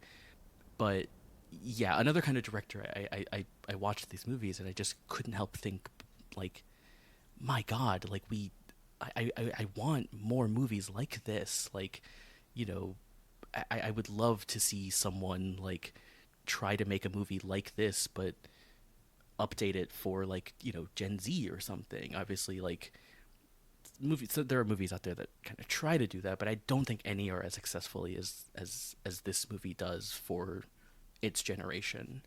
Yeah, Totally Fucked Up. I'm kind of curious for both of you guys, what's your kind of history with Greg Araki? Have you seen this movie or any of his teen apocalypse trilogy or any other movies? I hadn't actually seen any Araki movies until earlier this year. I watched Doom Generation during the summer. And then I watch actually Totally Fucked Up in prep for this because you told me you were recommending it, Brian. I'm like, all right, I'm curious, especially because it's only 78 minutes long. Yeah, they're all very short. So, fuck yeah, right, yeah, short and sweet. And I do like Totally Fucked Up. I think I slightly prefer Doom Generation and nothing else because that one feels even more like both of them feel very like MTV 90s. Yeah. But Doom Generation feels even more like this is like an indie comic brought to life from like that particular era versus. Totally Fucked Up has a bit more like you kind of mentioned, like the plotless kind of like slice of life thing almost, and I think it does a great job of depicting these teenagers as like actual teenagers who say things that some of them are profound and still resonate, and some of them are very much vapid teenage bullshit. Yeah. And I think that's mostly a positive. I mean, there are certain points where I'm watching this movie where I'm like, kids, get off my lawn a bit. It's kind of encroaching there, but the really like emotionally impactful stuff I think really like sells in. Especially I love the lesbian couple in particular. I think they do such a great job of like depicting them as having like an actual earnest like domesticity while also encroaching in weird stuff like all their gay guy friends like jerk off into basically like a big bowl. So it's like, all right, we'll see, like, oh, I want a baby, so we'll see which one of you guys ends up being the dad or whatever. Just like dumb shit. And I'm like, what the fuck are you kids doing? You gotta stop doing this shit. But at the same time, there's a real like earnestness that I really respect about that movie. I also love the fact that he had to, because Brian, I was looking at this title, and I mean, I don't know, I see a movie called Totally F asterisk up here. I'm not sure what movie you're talking about, but no, I really think this one. Are you familiar with this one, Manish? Yeah, no, I've seen this movie. I'm a fan of Gregor Rocky's. I can't say that I've seen all of his movies, but I think this one and The Living End and Mysterious Skin are my favorites of the ones that I've seen. I definitely see the parallels to All About My Mother with Totally Fucked Up, and I find that I think he has the energy of Almodovar in the 80s. So Brian, if you really like this movie, okay. I really would recommend you look at Almodovar's first 5 movies or so, all in the 80s, because especially his first 2 movies Pepe Lucy Bomb and Labyrinth of Passion. And a little bit, What Have I Done to Deserve This? Are just very anarchic. There's a story there, but it's all just kind of sketches and a lot of side characters and a lot of just random it's really not structured like a normal movie at all, and it's very how subversive, how transgressive can we get while telling kind of very authentic stories about queerness in the 80s in Spain. And I think even, if you look at his newer movies I'm So Excited, I think definitely has that same kind of energy. So yeah, which is from 2013. So it's not as it still has a sheen of a movie made by an established filmmaker, but it is very anarchic and chaotic and crazy. But yeah, I would recommend his first 2 movies for sure if Gregor Rocky speaks to you. Okay, cool. Hell yeah. Thank you. Well, I'll go ahead and recommend my particular choice for this week, which is another kind of indie that was fairly recently put onto the Criterion Collection. I'm going with Casey Lemons' Eve's Bayou, her directorial debut. Obviously, she was an actress. Prior to that, had been stuff like Sounds of the Lambs and Candyman. But this movie of hers was one that she wrote and she tried to get made for a while, but no studio would really glom onto it, and only after she got Samuel Jackson's interest, who's in this, was she able to get it made. And it's basically the story of Eve, the titular character, played by a very young Jurnee Smollett, and how she's living in the 1960s in Louisiana with her sister and brother, her older sister played by Megan Good, and then also her mother and father. Samuel Jackson plays her father. Lynn Whitfield plays her mother. And I just, it's such a fascinating story that kind of delves in similar territory to Almodovar in terms of there's a lot of heightened sort of melodrama that's there, but also a lot of really beautiful detail in the middle of it, especially as we deal with some very upsetting themes as well. there's, a lot of stuff, particularly with Samuel Jackson's character's relationship with the girls and some of his, like, infidelities that go on outside of the home. And it's very slice of life in that way, but it feels very universal just in terms of, like, how, sort of the weird relationships you have with, say, like, your parents who are, like, very complicated people, but at the same time you do love them, or, your relationships with your siblings, even people around in your neighborhood, is all there. But also there's shit like voodoo and, like, weird, like, witch stuff as well that, like, weaves into this pretty well. Shout out to Diane Carroll playing Elzora, who is, like, kind of like the local mysterious woman who has some kind of, like, connection to, like, sort of fortune telling and stuff like that. There's, like, these heightened elements, but Casey Lemons does such a great job of keeping, once again, like, the emotional integrity of all the characters very central. And especially with, like, I can't emphasize enough, like, Jurnee Smollett has become a great actress since here, but this is maybe one of the best child performances I've ever seen in a movie. She is able to carry this whole thing with, like, so much, like, actual, like, gravitas and, like, actual emotional weight, but also she's still a kid. She'll still, like, go around, like, fuck around with her sister or brother and do, like, shit that, like, a immature dumb kid would do. And I think there's such a great balance with all that, and it's, like, so beautifully shot. I love the way that Lemons really captures, like, this bayou setting and everything. And I haven't seen as much of, like, her directorial works. I mean, I've seen, at least for Follow Up the Caveman's Valentine, a movie that doesn't really exist at all. But I haven't seen, like, some of her more recent stuff, like the Whitney Houston movie, or Harriet, stuff like that. But I think it's such a auspicious, powerful debut that I'm glad managed to get made, and really a credit to, like, her and Samuel Jackson for managing to get this, like, very independent movie out there. And I'd heard about this movie for a while. I'd heard it almost as, like, more of a horror movie, honestly, when I was younger, in a way that kind of, like, scared me a bit from it. Even the cover looks a bit more mysterious and horror driven, and there's kind of that atmosphere there, kind of in a way similar to, like, Volver we talked about earlier, where there's a bit of a haunted element to this movie, but it's much more kind of like Southern Gothic drama in a way that has, once again, these heightened moments, but never feels like it strays too far with what's going on here. I think it's an incredible movie that I just recently saw. Wonderful. I know, Brian, you haven't seen this one, right? No, I have heard about it, I think, kind of through various people being like, oh, this is like actually a great movie that is not well known, at least, I for the most part, at least. And I did not know Casey Lemons directed movies. I just never knew that. I love her in, like, movies like Candyman and stuff like that, but yeah, I never knew that, like, she directed this movie specifically. And same with the cast. I think I'd known Samuel Jackson was in this, but I did not know that Jurnee Smollett was in this as well. And I would love to check it out. It looks like it's streaming on Freevee, so you can watch it on there. Then before it, like, completely collapses in on itself, as was recently announced. Yeah, see it on Freevee, the best streaming service. But Manish, I think you've seen this one, right? Oh yeah. This one I watched. God, was it on the Criterion Channel or maybe it was HBO Max? But I watched this in 2020 for the first time, and yeah, I mean, I just love that sort of Southern Gothic, maybe mystical, maybe not, and I think it does a similar thing of touching on some really taboo and complicated, thorny issues and themes, and just does it with such grace and beauty and elegance.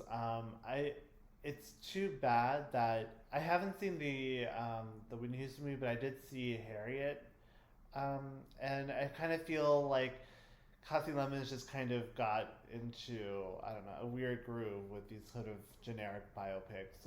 Hope she comes back to making stuff like this. Or Eve's Bayou, I mean. Yeah, for sure. But Manish, what is your recommendation for Between the Lines? Yeah, well, Almodovar has his dedication at the end of the film. He dedicates the movie specifically to Gina Rollins, Betty Davis, and I think Maria Schneider. Yes. And so I chose a movie with Gina Rollins, Opening Night, which is one of her films with her husband, John Cassavetes.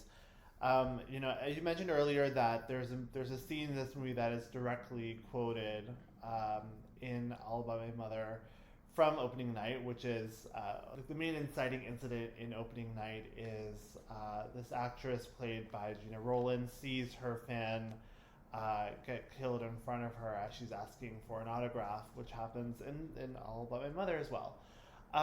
But even beyond just that reference, I think Gina Rowlands is sort of like an American, Almodovar heroine, just in many of her films. Woman Under the Influence and Opening Night and Gloria, and especially her films with John Cassavetes. And I think Opening Night especially has this theatricality to it. It has this idea of perhaps a haunting, perhaps a ghostly figure.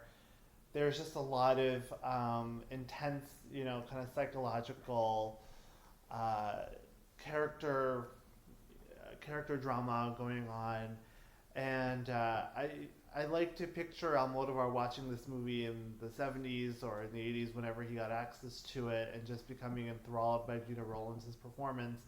We didn't talk too much about Uma Rojo in general, but I think she is very much a Vivian Lee, a Betty Davis, but she's also a Gina Rowlands and also a Maria Schneider, and also many of these very larger than life, capital A actresses,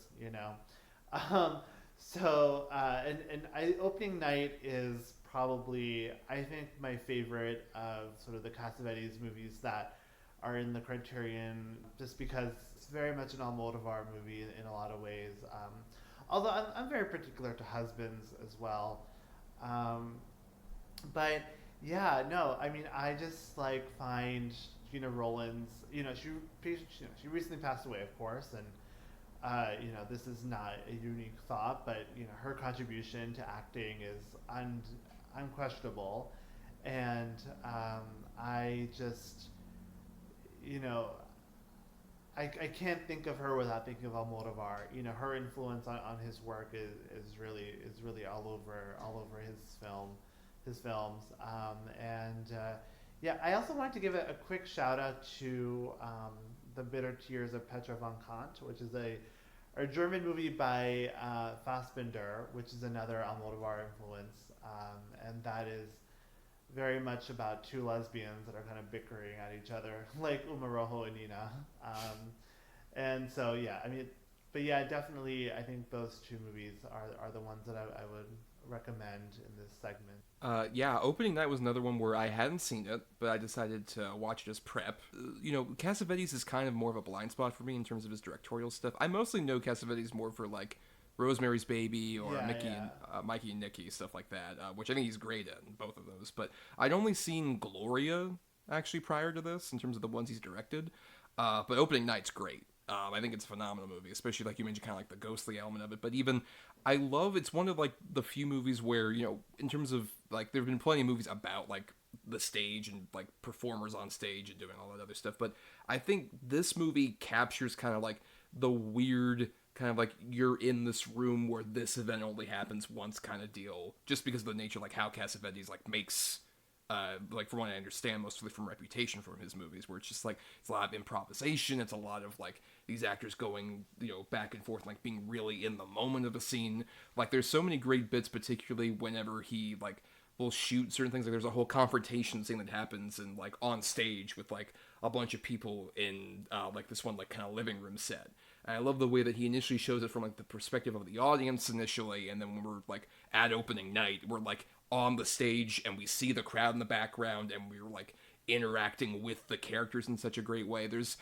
It's how interesting how he is dealing with these stories that aren't in theory very visual, but he does such a great job of making them feel visual at the same time, just with all the different details, even just something as simple as I love the fact that he just puts a fucking KFC bucket very prominently.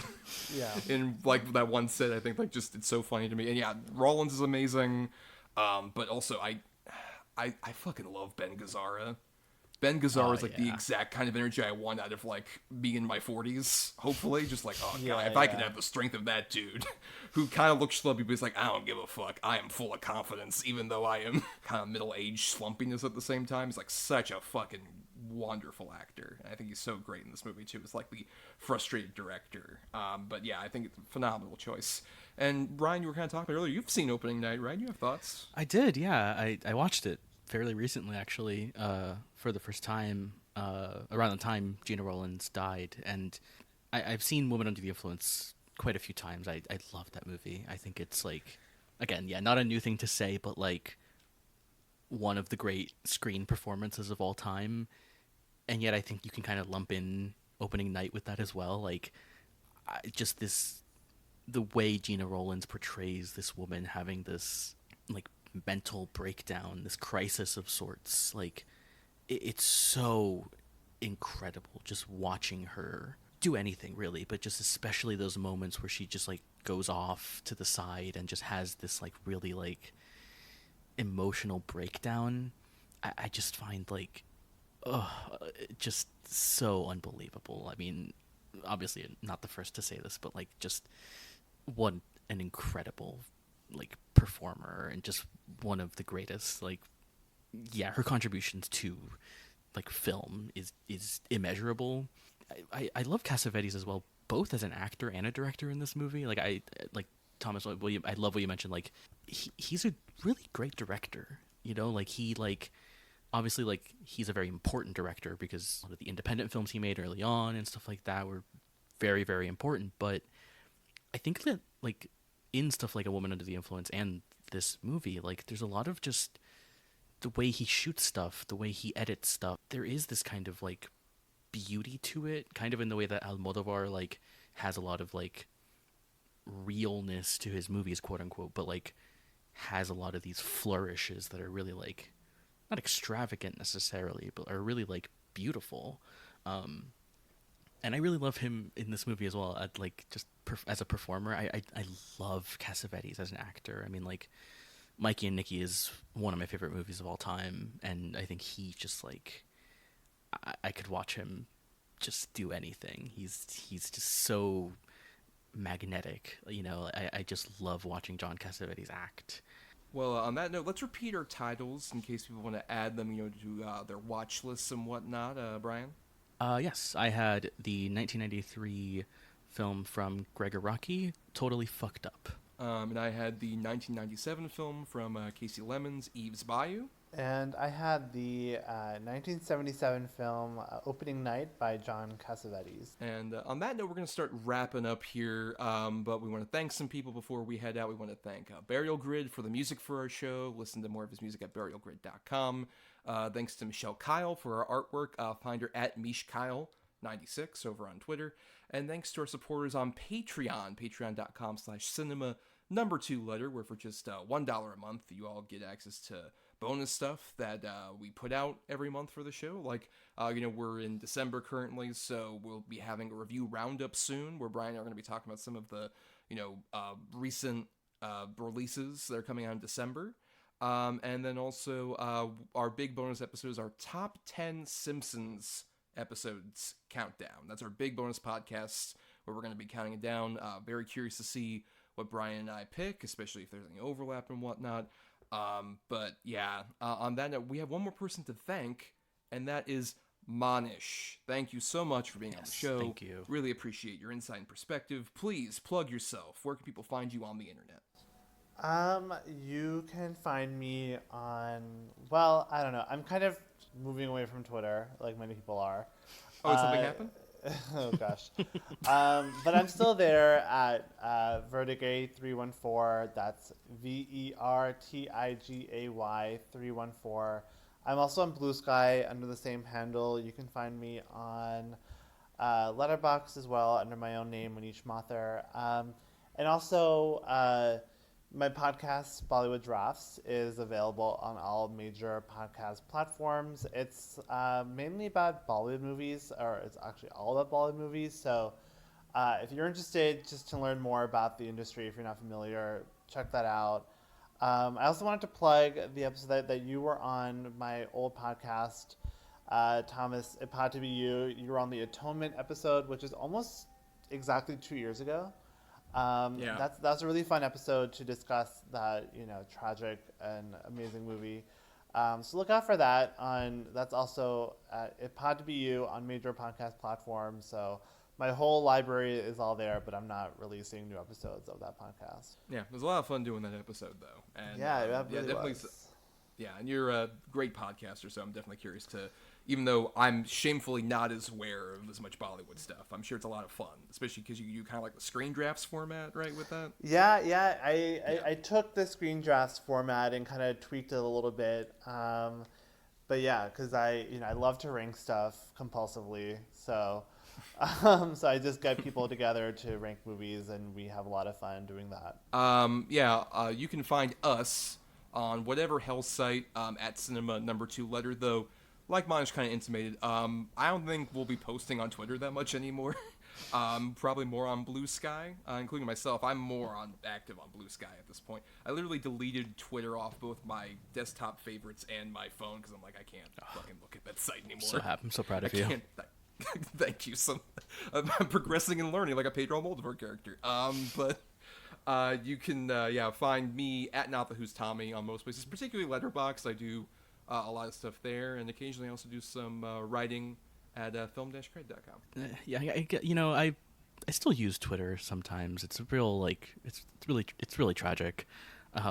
But we all have our addictions and our problems we can't always immediately overcome, Bryan. Yeah, but you can follow me on there or on Blue Sky, which I just kind of like re-downloaded Blue Sky after Twitter. A bunch of people left Twitter, and I might stop posting on there. So you can follow me on there or Twitter if you really want at BRYANDRADE and the number 3, or you can just follow me on Letterboxd, where making lists, watching movies, probably gonna watch a bunch of Pedro Almodovar movies, so you can follow me for that. Subscribe to us on Apple Podcasts or other podcasting platforms. If you're listening on Talk Film Society, why not listen to all the other great shows that are on there, including the It Pod to Be You back catalog is on there as well.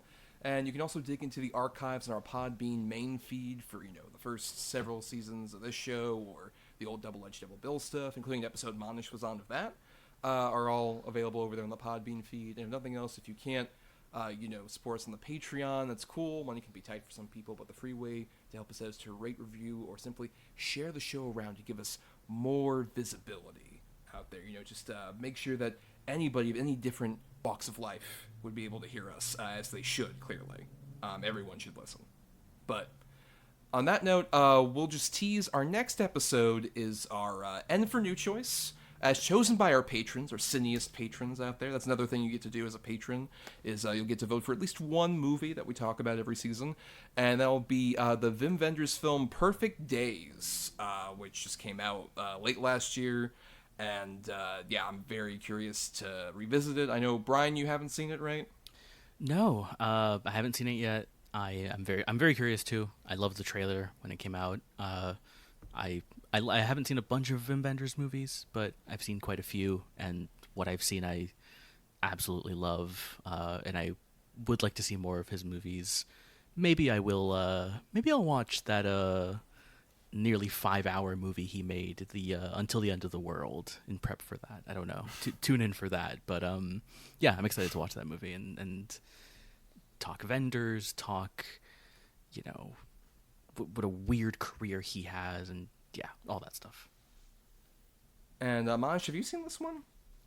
You know what? I have not. I missed it in theaters, and I was considering just picking up the Blu-ray, just blindly and kind of enjoying it that way. That great neon release strategy of kind of putting out a movie eventually for a brief window of time. Right. Kind of screw that movie over theatrically, but we'll talk about all that next time. But until then, everybody, let's get out of here and get to the sex worker fire pit. It seems like a fun vibe. It really does, actually. Honestly.